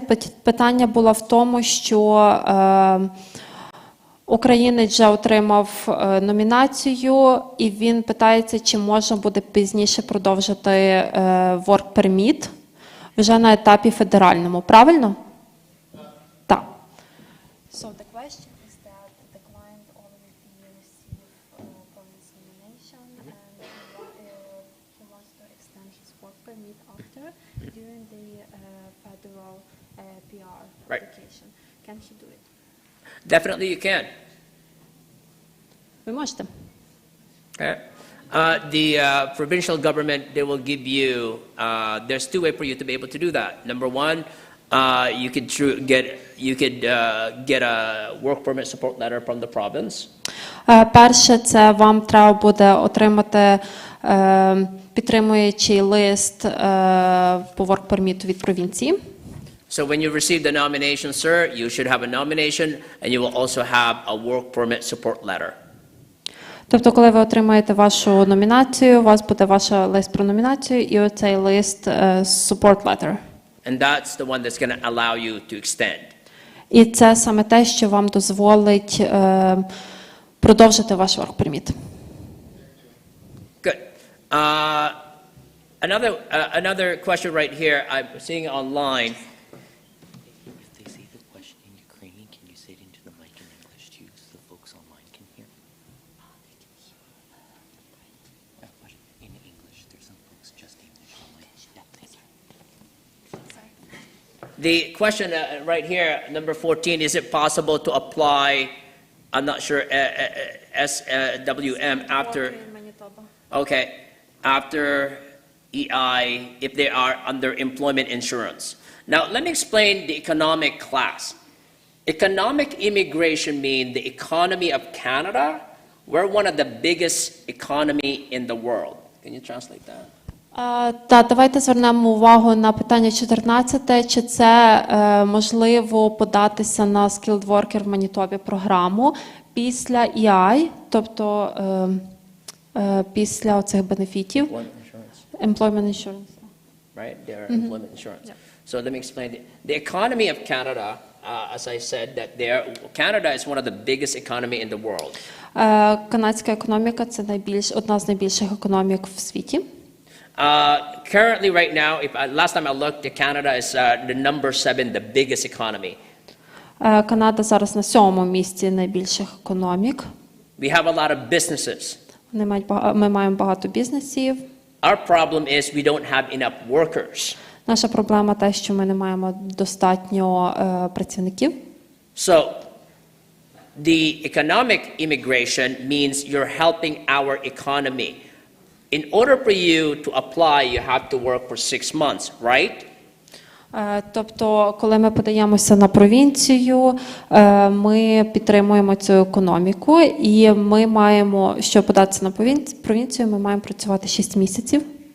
So if this person is, the question is, I'm under employment insurance. І ця людина запитує, що якщо вони на EI, тобто Employment Insurance. You're familiar with that, right? Yeah, we know what this means. So are they, the question here, are they still helping the employer? The answer is no. Питання в тому, чи вони все ще допомагають працедавцю, і відповідь – ні. So therefore, I don't believe that they will be able to apply for MPMP if they are not helping the province.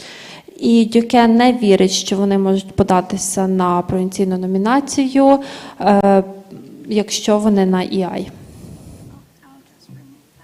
The second question, hopefully that answered the question. The question number 11, which program is easier to apply for PR if you have enough money? 11 питання. Яка програма є найпростішою для подання на піар, якщо ви маєте достатньо грошей? Ladies and gentlemen, remember economic, okay? You're helping the province. So you could have $1 million. The question is, are you helping the economy, yes or no? І питання в тому, що ви все одно подаєтеся по економічній програмі, але питання, чи ви зі своїми мільйонами допомагаєте самій економіці провінції? Right. So it doesn't matter how much money you got. You see? Немає різниці, скільки грошей у вас є. Which program is easier? They're all have different eligibilities and qualification. Вони всі програми мають різні вимоги. The topic today for you will be the permanent residency. There is the different pathways, but certainly the best one for you that I would recommend for Ukraine will be the skilled worker inside Manitoba. Є багато програм, по яким можна подаватися, але одна з таких найкращих, по яких Джоел пропонує вам подаватися, це Skilled Worker в Манітобі. Now, some of you, I wanted to extend that a little bit. Some of you, and it might be a question later as well, some of you talk about express entry. Хтось з вас говорить про експрес-ентрі. So, for those of you, I'm sure some of you are applying, which one is better, express entry or MPMP? Хто з вас вважає, що експрес-ентрі краще за MPNP, провінційну номінацію? Nobody? Well, express entry is faster, but I would not advise you to apply there. It requires high English. Експрес-ентрі – це є швидша програма, але він не рекомендує, тому що там вимагається вищий рівень англійської. That was one of the questions earlier also that I saw here. Express entry, it requires high English. It requires show proof of funds as well. І експрес-ентрі вимагає вищої англійської і так само підтвердження ваших коштів.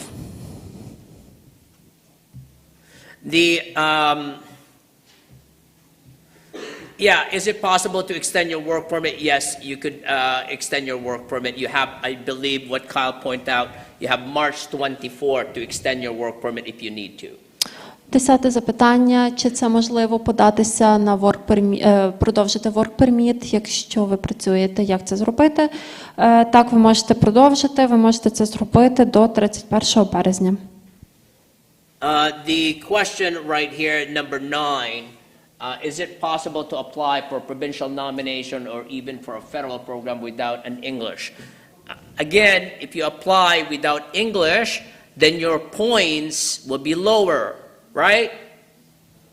So are you waiting? You have 3 years and your points is stuck. You're not getting selected. So hopefully that helps you understand. And also, the federal requires high English. 9 запитання, чи це можливо податися на провінційну номінацію, якщо або навіть на федеральну програму без англійської, якщо є Tier 3. Так, можна, але знову ж таки питання в ваших балах, чи ваших балів буде достатньо при вибірці, чи ви застрягнете в процесі. Just to add the question number 9 here, even if you have a Tier 3, okay, if you want to apply under the express entry, you still need to provide English. Provincial, federal, completely different body of government. Provincial, federal. So you still, if you want to apply under the federal, you need high English, even if you're Tier 3. Навіть якщо ви є Tier 3, Ви можете не здавати вашу англійську для номінації, але на федеральний рівень вам все одно потрібно буде здавати вашу англійську. Not sure what this question is. If my husband works on seasonal work jobs, construction, but in winter time he goes to EI, can there be some impact on the PR application? And employer said that he will write the letter for immigration. Will this letter give any benefits? The answer to that question will be, again, are you helping the province? And the person is not working anymore, so therefore, yes, it would affect their application. Is it permanent full-time? He said seasonal, then it will affect their application. So when you say working for employer 6 months, that employer has to be permanent full-time. And that job has to be same employer until you become a PR. It cannot be a seasonal. Hopefully that answered your question. Робота не може бути сезонною, тому що, знову ж таки, як ви допомагаєте економіці провінції, вона у вас має бути постійною на протязі 6 місяців, аж до моменту, поки ви не отримаєте ваш піар. Не номінацію, а піар. Тобто це може мати певний ефект на вашу аплікацію. Number 8, can you translate that number 8 in Ukraine? Запитання на англійський. Tell about how do high school students are getting permanent residency? How old do you need to be able to become PR? And maybe there are easier ways for student. Запитання, як отримати, як щодо студентів старшої школи, як їм отримати піар, скільки вам має бути років, щоб отримати піар, і може є якісь простіші шляхи для студентів? To answer that question, we got to go back again to the economic immigration. You have to be working for 6 months.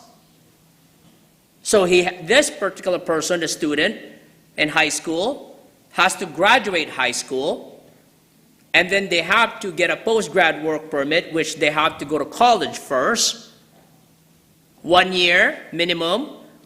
Once they finish the college, then they will get a work permit. Once they get a work permit, they work for 6 months, then apply for MPMP.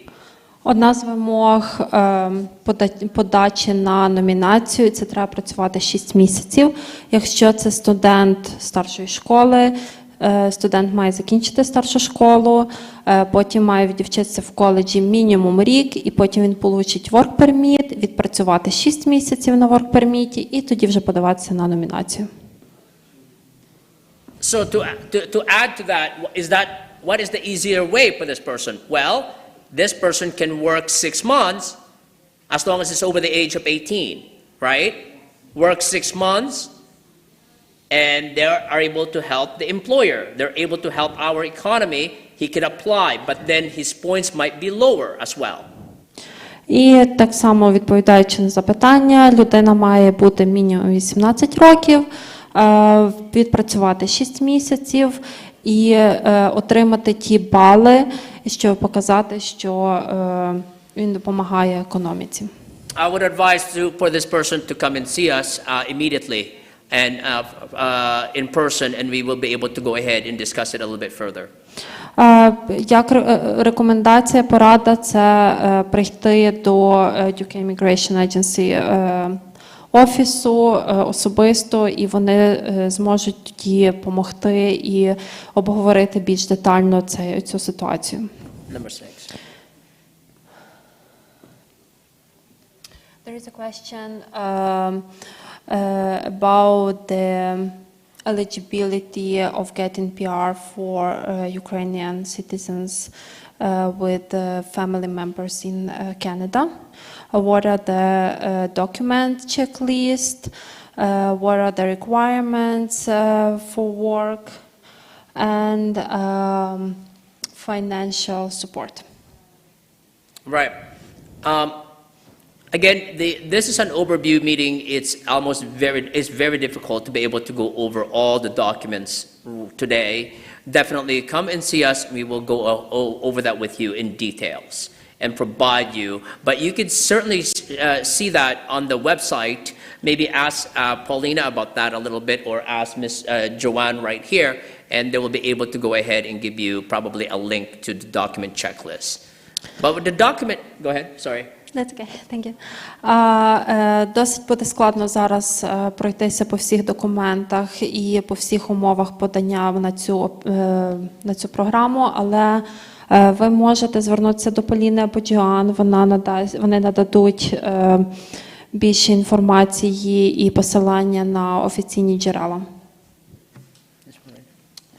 I want to apply for PR under a humanitarian program.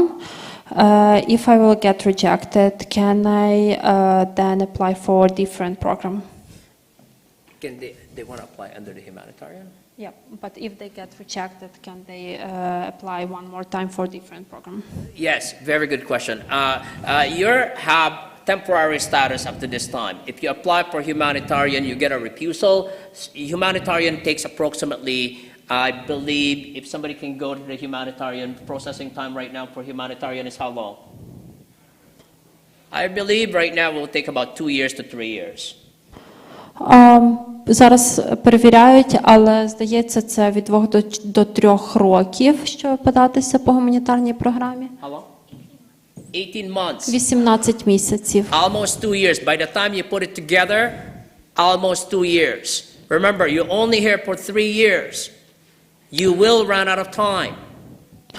До моменту, поки ви все зберете докупи і подастеся і отримаєте, це вже буде майже 2 роки, але майте на увазі, що ви всього 3 роки. І ви можете не встигнути. And it's very difficult application, the humanitarian and compassionate consideration. Remind you that you must demonstrate that your situation, your unique situation, deserve a humanitarian consideration. Це досить складна аплікація, і ви маєте мати на увазі, що це є ваша індивідуальна, унікальна ситуація, яка заслуговує, щоб ви отримали цю гуманітарну програму. My advice is to come and see us, so therefore we will be able to tell you if your situation would be deserving to apply for the agency or humanitarian and compassionate ground. І порада – це прийти на зустріч з UK, і вони переглянуть, чи ваша ситуація є справді унікальною, і що можна зробити, чи ви підлягаєте під цю програму. Number 4, can you translate that in Ukraine? Is it possible? Чи це можливо використати Skilled Worker Overseas програму, тобто з-за кордону, якщо є робота і продовжити працювати тут? Now, you could do that, okay? Remember, you always have to go back. You only have 3 years. So if you run out of status, then you cannot continue working. If you don't have a permanent resident application, you're not going to have the work permit support letter from the province. So our advice is to continue applying under the economic, get the work permit, get the nomination, get the work permit support letter, then you can extend your work permit. Рекомендація – це отримати вашу номінацію, подаватися на піар і вже тоді продовжити ваш work permit всередини. Can you translate the number 5? At the plant, it means on the No, factory. translate the whole entire thing to them. At the plant, on the factory, Yeah. on the farm. Yeah. Запитання 5. Я працюю на фермі вже рік. 2 місяці назад я змінив позицію на зварювальника Tier 3. Чи зараз я можу податися на провінційну номінацію як спеціаліст, або я маю працювати ще 6 місяців як зварювальник. This is a very good example. Going back again to the processing time of 3 years, you have to apply 6 months. This person used 1 year and they haven't applied yet. So this person is going to run out of time for sure. Okay? So can I apply now for the provincial? Yes, you can. Tier 3, does he need English? Does he need English? No. But suggest to get an English, so your points would be higher. The question, I think, was that can he, if he just Yeah, I changed understand. the job, Yeah. can he write immediately, or Right. he need to work 6 more months? Right. Now, the question mainly, I want to break it down in two. Okay. The second question is, now that I changed to a different position, now my question is, are you working for the same employer? And if it's the same employer, you don't have to. That's still good. But if it's a different employer, you have to work for that employer for how long? 6 months. Until you become a permanent resident. You always have to restart again with the 6 months. Окей, є дві відповіді на це запитання. Якщо ми розіб'ємо по частинах, перше, це знову ж таки людина працювала цілий рік і не подалася на номінацію. Тобто вона вже втратила, скажімо так, цілий рік. Ну, не втратила, але зайняло цей цілий рік. І друге питання, так, можна податися, будучи вже зварювальником, якщо працювати на того самого роботодавця. Якщо людина змінила роботодавця, то тоді треба знову ж таки працювати 6 місяців і потім подаватися на номінацію. Can you translate this? Oh, this is what we already discussed. It's Okay. about humanitarian program. Okay, what about this one? Where are we here? What about this one? I think we answered that. Learn English. For this one? Yes. Is that the same?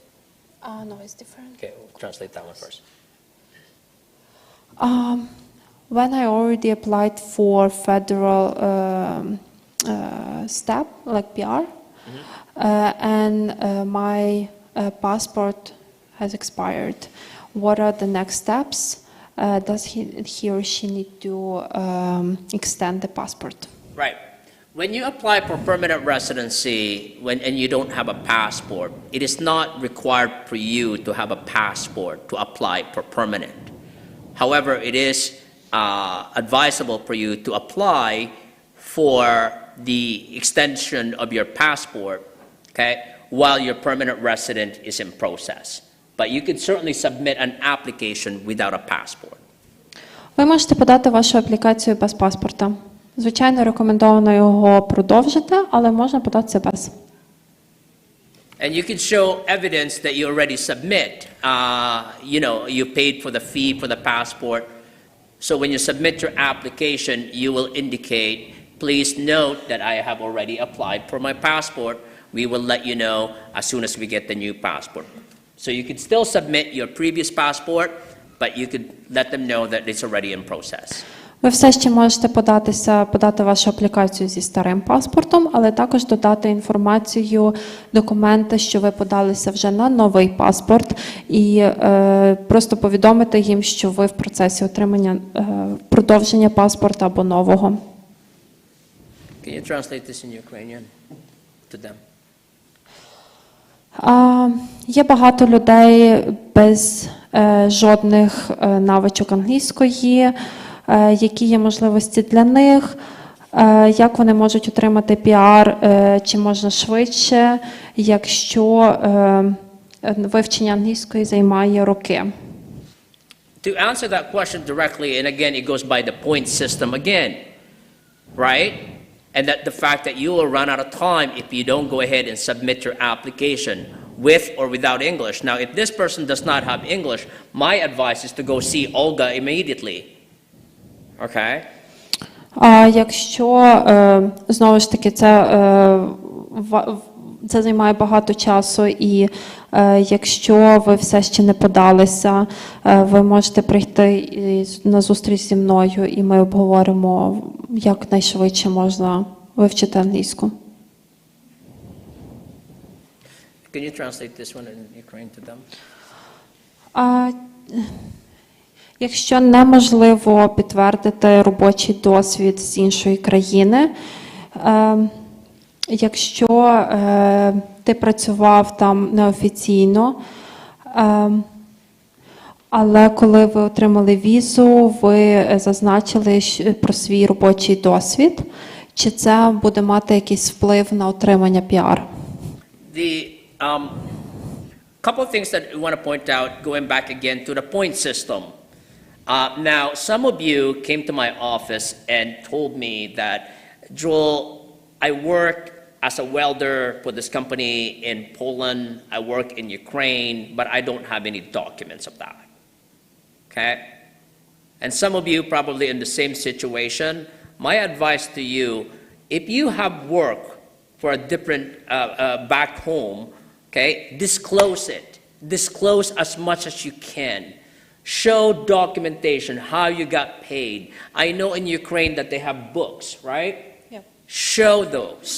Show everything that you can, because you need those points.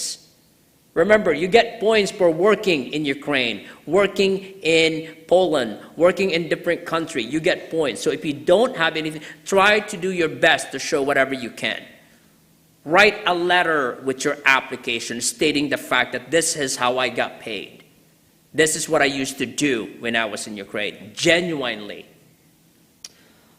Якщо загалом є деякі виходи, як ви можете підтвердити ваш досвід роботи в Україні, це, наприклад, трудові книжки. Тобто збирайте чим більше інформації, що ви працювали, як ви отримували цей дохід. Також ви можете прикріпити ваш лист, пояснення, що ви працювали на таких роботах і ви вчасно працювали. But this question specifically is that unofficially, if this person worked for someone, they get paid in cash, okay? You could, depending on how long. Is it sometimes you work, sometimes you don't work, right? But if you work every day for 3 years, that's a lot of points, okay? I would say to come down to our office and we will go over that with you, right, and figure out a way how we could obtain and demonstrate that to the provincial officer, the Manitoba provincial nominee. А також, якщо ви працювали неофіційно, і якщо ви працювали то тут, то там, а якщо ви працювали на протязі 3 років і постійно, це є багато балів, які ви могли потенційно отримати при номінації. Як порада, Джоел запрошує вас в свій офіс, і треба продумати шляхи, як дати провінції знати про ваш досвід роботи. What about this question right here? Could you translate that? Me and my husband, we are divorced. I live with the kids in Winnipeg. He is in Alberta. We both will apply with kids. Is it possible? Can it have some impact on the application process? That's a very good question. When 2 people are separated, only one have to apply for permanent resident with the kids, okay? So the husband can apply on his own, and then the wife here in Winnipeg can apply for her own and including the kids, because the kids are living here with her. Хтось має подаватися один, тобто, наприклад, чоловік може в Альберті подаватися сам, а жінка може з дітьми подаватися з Вінніпега. And to add that they should include a letter stating the fact that, including the demonstrate that the final divorce documentation, right? And an additional letter explaining the situation. Їм потрібно буде прикласти свідоцтво про розлучення і також додатковий лист, який буде як лист пояснення їхньої ситуації. Can you, this one is done.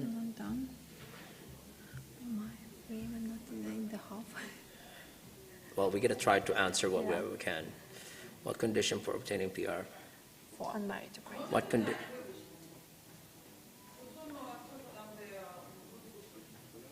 I'm sorry. There is a question That we missed. about the divorced people. Okay, go ahead.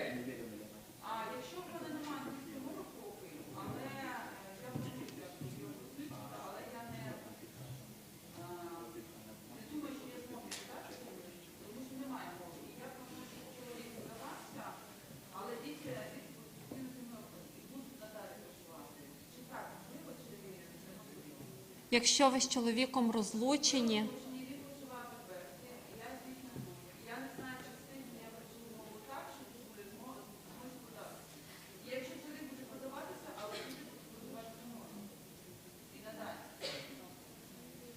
Okay.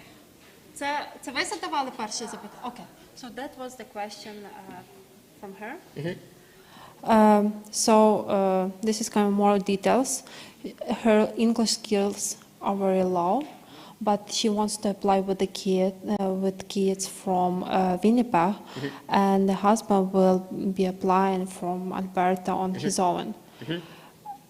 Is it possible without English to apply here with kids? Well, again, it has nothing to do. It has nothing to do with the divorce or the kids. Remember, economic immigration means, are you helping the economy? You have to work under a tier 3 for you to apply. Are you working under tier 3? Це не має загалом ніякого значення. Просто значення в тому, чи ви працюєте по тір від 0 до 3 по категоріях. And if Ні. not, then No. you have to pursue the English. My advice to you, ma'am, come and see Olga immediately to show you, and start attending those classes that Paulina and Olga put together. Так, якщо немає англійської, значить треба працювати на англійською і можете підійти до мене, ми поговоримо на рахунок класів. And my advice again, I wanted to repeat again that they're gonna teach you how to take the exam. There's a difference. You don't need to know the whole entire English language. Just need to know how to take that exam. Ну і ми будемо просто проходитись по екзамену, ми не будемо вчити англійську, а саме по техніці виконання екзамену. Good. Now, there's a couple more questions that we could do. Unfortunately, we're only good until a couple more questions, to be honest with you. So maybe somebody else have a question in the crowd. Sir, go ahead. What condition for obtaining PR for an unmarried Ukrainian couple? Unmarried Ukrainian. Okay, common law, I think this is a very good point.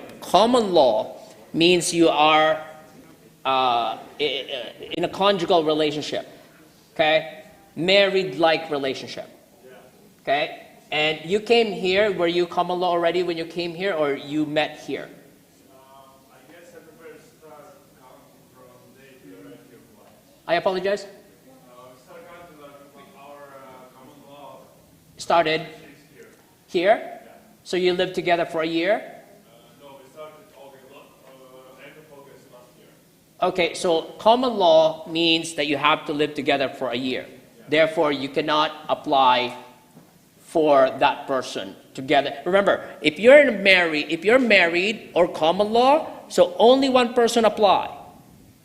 But you're not common law and you're not married, so therefore she will not be included. She will have to apply her own. Separate. Just both provincial and federal. Yes. Я хочу перекласти на українську. Питання номер 3. Які умови для отримання піар для неодружених українських пар? Якщо пара є Одружені є common law, тобто живуть як партнери. just gonna answer this last question. Якщо ви живете як партнери, це означає, що ви маєте щось спільне на протязі 1 року. Якщо немає ще 1 року, тоді ви подаєтеся як окремі, 2 окремі аплікації, що на номінацію, що на піар. Тобто по окремості ви двоє на номінацію, по окремості двоє на піар. Тетяна, you wanted to ask?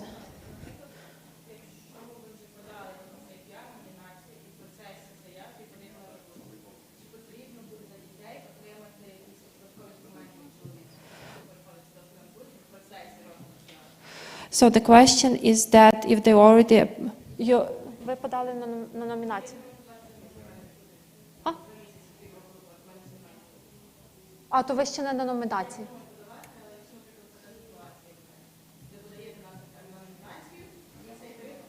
Okay. Okay. So, if in the process of province nominee, the couple get divorced, what are the steps? Should they get some documents and have to divide kids or what during the... can she get any agreement from the husband? Right. Or an attached to 4 kids? Did you already get nominated, ma'am? I plan to apply in March. So you haven't applied yet? No. Okay, so only one apply, Yes, okay, if I apply with kids. right? I must documents from my husband. Requirement, I don't know. It is You don't need a requirement. Are you divorced, yes or no? Not yet. Okay, so you have to wait until the final divorce, but you are considered legally separated. Okay, so you will need some sort of document coming from perhaps maybe a lawyer stating the fact that you are filing for divorce. Okay, and that would be enough to submit your application. my question is about kids. Yes? Need I additional documents from my husband? to No. receive PR for kids? No? No? No. It's just that your question is that you're separated from your husband. You're not together anymore from your husband. That's all you need to provide proof. Remember, then But if he lives in Winnipeg too, not in Ukraine, if he has PR too. Doesn't matter. it would not make a difference because both of you have to apply separately. Yeah. So now the question here is that who's going to include the kids? Well, where's the kid living? I apply with kids. Kids live with me. Exactly. So when you apply for PR, then you're just going to have to include the kids. You apply your application, you include the child, I need another additional documents from my husband. you need a document stating the fact that you're not together. It doesn't necessarily mean from your husband. It could be from your lawyer. You go see a lawyer and say, I want to file divorce. Okay? And you're going to say, well, that will take a long time. Well, give me a document that I'm filing for divorce. So she already heard some information from someone that she needs some document from the husband about the kids that they filed in the Right. divorce. Well, you could, I don't know who's that someone is, but as a licensed practitioner, ma'am, you don't need to worry about that. What you need to worry about is that your kids is going to go with you, or either or. The kids can go to the husband if you want. Okay? And then, Jose, over there, on the top. No, wait. They start first, and then on top, Yeah, and I'm not then... going to bother with Oh, that. my God. Right? So there is a form that you could fill it out, but at the same time, it all depends it all depends really the situation on a case-per-case basis. My advice, again, is that you're going through that terrible time, but at the same note, you haven't submit your application. Please make sure that you do so immediately. Okay? Я хочу трошки перевести на українську, і якщо хтось не чув, якщо ви подаєтеся або в процесі вже номінації, і ви плануєте розлучитися, вам потрібно дістати документ від юриста, що ви хоча б в процесі вже ви подали на розлучення. І це ви можете прикласти до своєї аплікації. So I know that a lot of you, there are so many questions, ladies and gentlemen, so feel free to contact our office. This particular place that we're in right now is only good for a certain period of time, so we must leave, okay? But hopefully that kind of gives you an understanding a little bit We are, the session that, the service that we're going to provide to you is specifically the consultation, one by one. We're not charging at all. And wherever you go, it's going to cost you at least $200 every 30 minutes to an hour. Ми вже мусимо заокруглюватися, бо немає вже часу.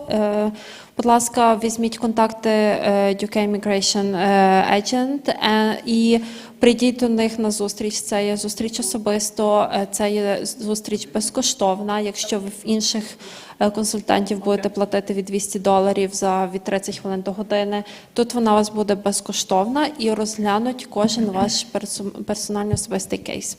Mr. Jose just gave us a couple more questions, so go ahead.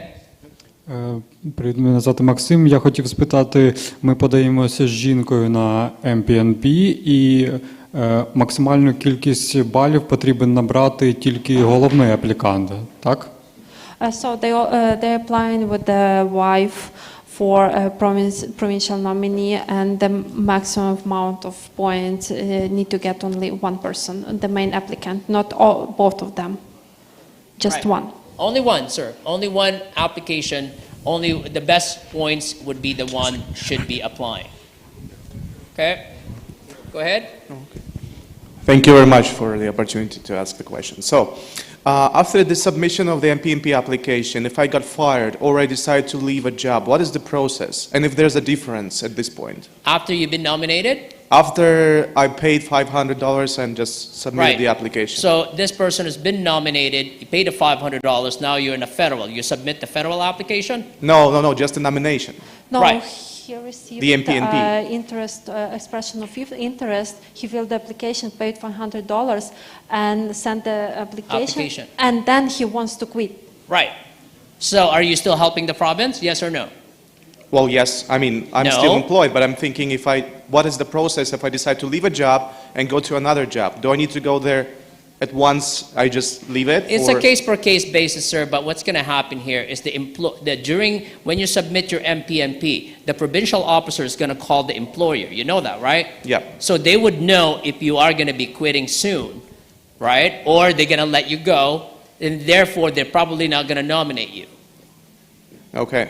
Because it will take 6 months. So once you submit, 6 months. But So- if I switch the job to another one? If you leave the job for another one, then that means you have to wait for another 6 months to apply again. Yeah, but Yes, I've sir. already applied. That's the thing. It has to be the same employer, sir. Oh, okay. So the key is the same employer from the day that you apply up to the day that you become a PR. Oh, okay. Thank you. Okay? Thank you.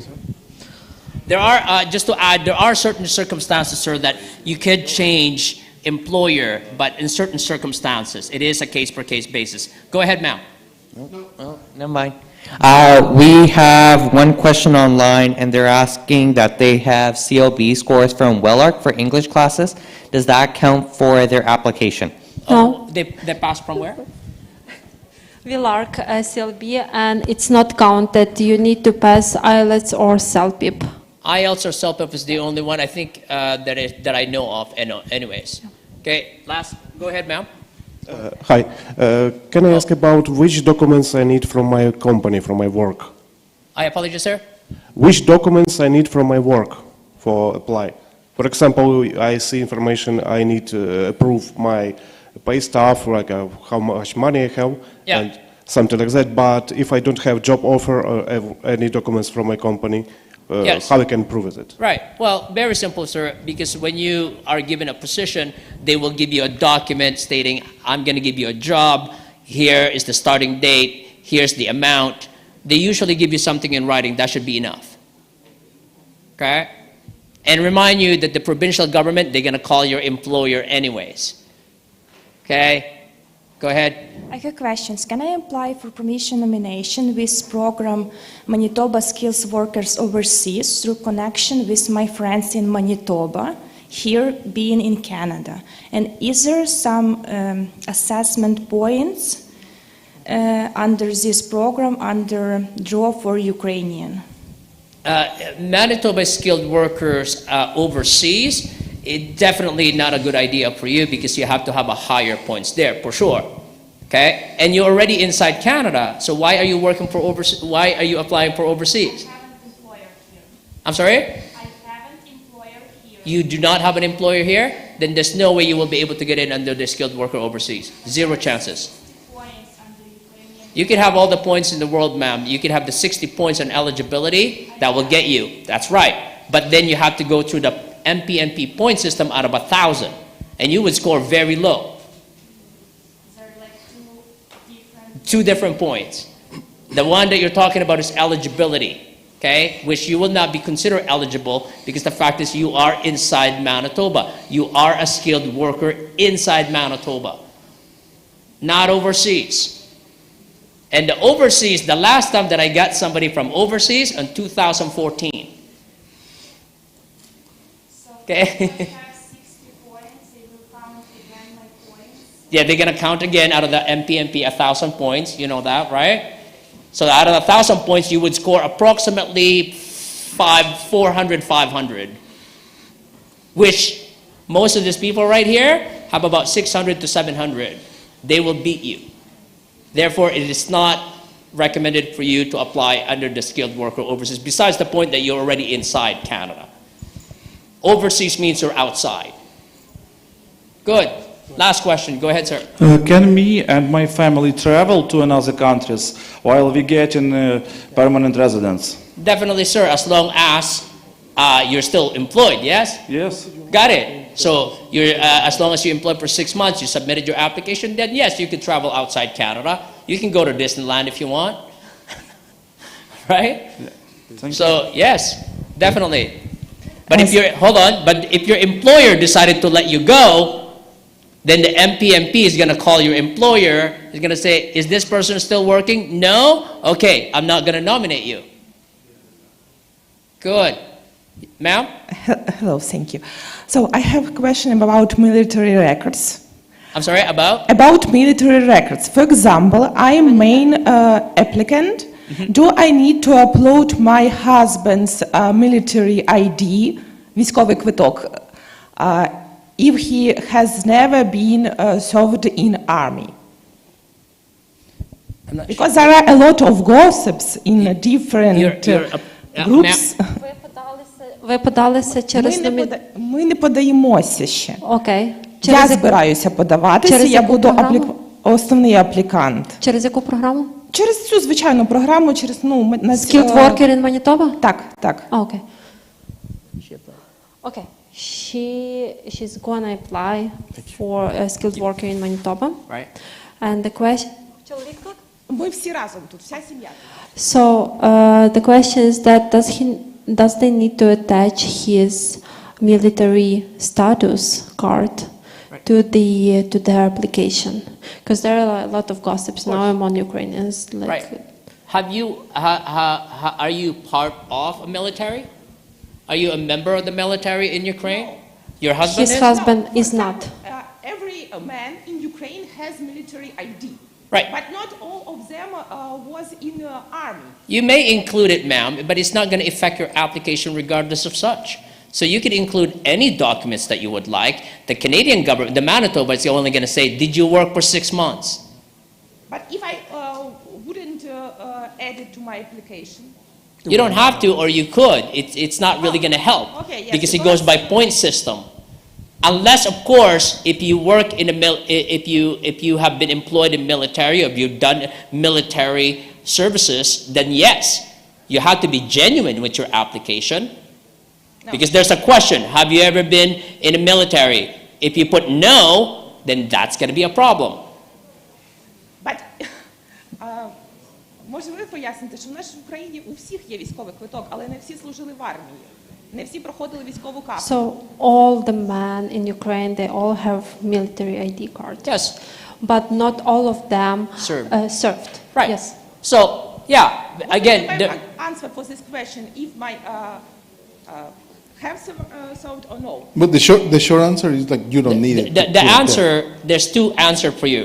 One, if you did, there's a question on the application. Have you ever been a member of military? No. Then you don't need to upload the documents. Done. Okay, thank you. Right? That's it. Good.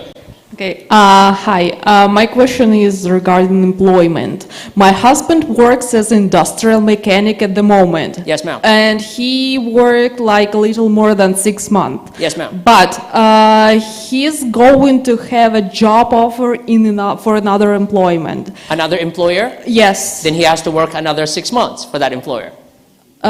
Still, yes. Yes, because you're not helping you're helping a new employer. Yes. Got it. Good. So you have to work another 6 months. Okay. Is it so? It's not possible for Nope. me to no. Zero tolerance in Manitoba. Trust me. Okay. One more here. Доброго дня. Таке питання. В Канаді працюю більше року, і чи я можу додавати стаж з інших країн, якщо я працював там менше 6 місяців? Ну, де 3 місяці, де 4 місяці. Це можна доплюсовувати до общого стажу робочого? So he's been working in Canada for 1 year. Can he add his working experience from another countries, like 3 months here, 6 months there, and add everything to his experience? Right. Very good question right there. Firstly, to answer your question, I would like to add also that you have been working for a year, so now you are limiting your time. That's one point. Second point is that the only counted when you submit your application is you have to work for the employer for 6 months. 3 months, that doesn't count. You can't add it together. Okay? You can only count 6 months, 9 months, so that's total 15 months now. Okay? 4 months, that's not counted. So you can only count every 6 months. Okay, sir, did that answer your question? Okay, to add to your question, ma'am, your husband can work with the same employer if the employer offers him maybe the same or a different job. Then that will be good. He's been working for the same employer for at least a year or 6 months. Okay? So encourage your husband to stay with that employer. Okay? Think about it. Otherwise, you're gonna go ahead and run out of time because you have to do another 6 months. Sure. Sure. Okay? And then 6 months later, you run out of time, then how are you gonna extend it? How are you gonna extend that without the work? I'm sorry? Sure. Okay, very good. We have 2 questions online, and someone's asking, I have a child who's 21 and a half years old. Do I include them on my application? As soon as possible, yes. The dependent child that you could include is 22 or 20, under 22. They have to be 21 when they submit the federal. Now, the answer to that question is depending what stage they're on. Have they submitted the expression of interest? If no, then you cannot include that child. That child have to submit his own application. Okay, thank you. And the next question is, if I work in Winnipeg, but my company is based in Alberta, can I still apply for Manitoba PNP? If you are, see, again, that will be a case-per-case basis that we have to tackle with the provincial government. So that means I'm working for an Alberta company, but I'm stationed right here, and usually if they have an office here, that should be okay. I think I've seen that case before, right? We've seen that case before. Okay? Any more? Yes. Yes, I have.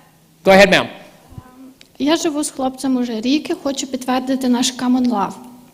Чи потрібно нам заповнити форму Common Law, потім завірити її в нотаріуса, і після цього в Manitoba Agency Statement завірити, зробити сертифікат ще після цього всього?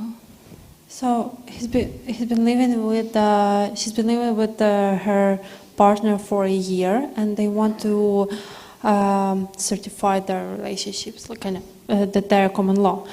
Does she need to go to the lawyer, get some document, then to another agency? What's the process? Very good point. Firstly, is this person a Ukrainian? Yes. National? Okay. So you came here separately? Or did you come here, did you live somewhere else? Were you together before? Yes, we live now together. So you were together in Ukraine or in Poland? Poland and now. Okay, so you have to demonstrate that you were living. Now, hold on, one more question there is that when you came in, did you write down single or did you write down common law?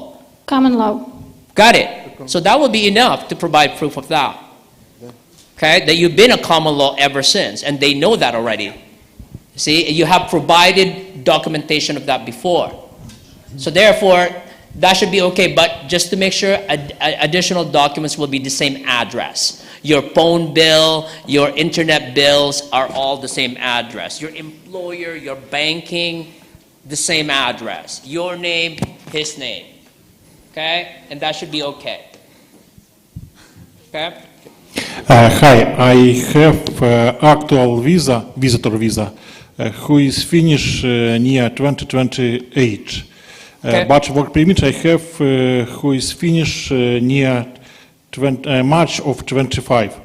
If I have finished my work permit when I make PR, but not, for example, I do not have PR, if I have actual visa 2028, maybe next make work permit, if you actual visa. Maybe best to ask that one in Ukraine, sir. So I don't quite Добре. understand. Я маю візу Apologize. до 28-го року, візиторську, виходить. Work permit у мене до березня 25-го року. Якщо не встигаю на піар податися, або не повезло, як кажуть, то я можу податися по-новому на піар і подовжити work permit. Work permit саме. На Маєте підставі діючої візи до 28-го року. Дякую. Майте на увазі, якщо ви до 25-го року будете в процесі вже піару, чи взагалі не будете ще подаватись на піар? Ні, буду в процесі, але, наприклад, там англійську ще не вивчу, або які ще нюанси, поміняв роботу, наприклад. Okay, the question is that he has a visa to Canada till 2028. Get it. But his work permit expire in 2025. Get it. If he will be in the process of getting PR and his work permit expired during this time, can he apply for new work permit? That all depends. Number one, did you apply already for MPNP, yes or no?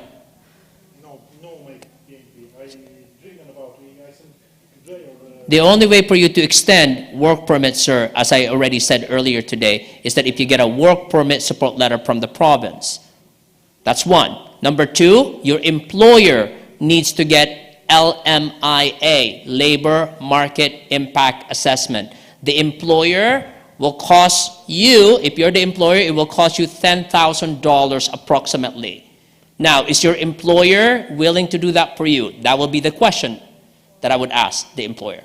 If the answer is no, then you cannot extend your work permit. Because there's only two ways. LMIA from the employer or work permit support letter from the province.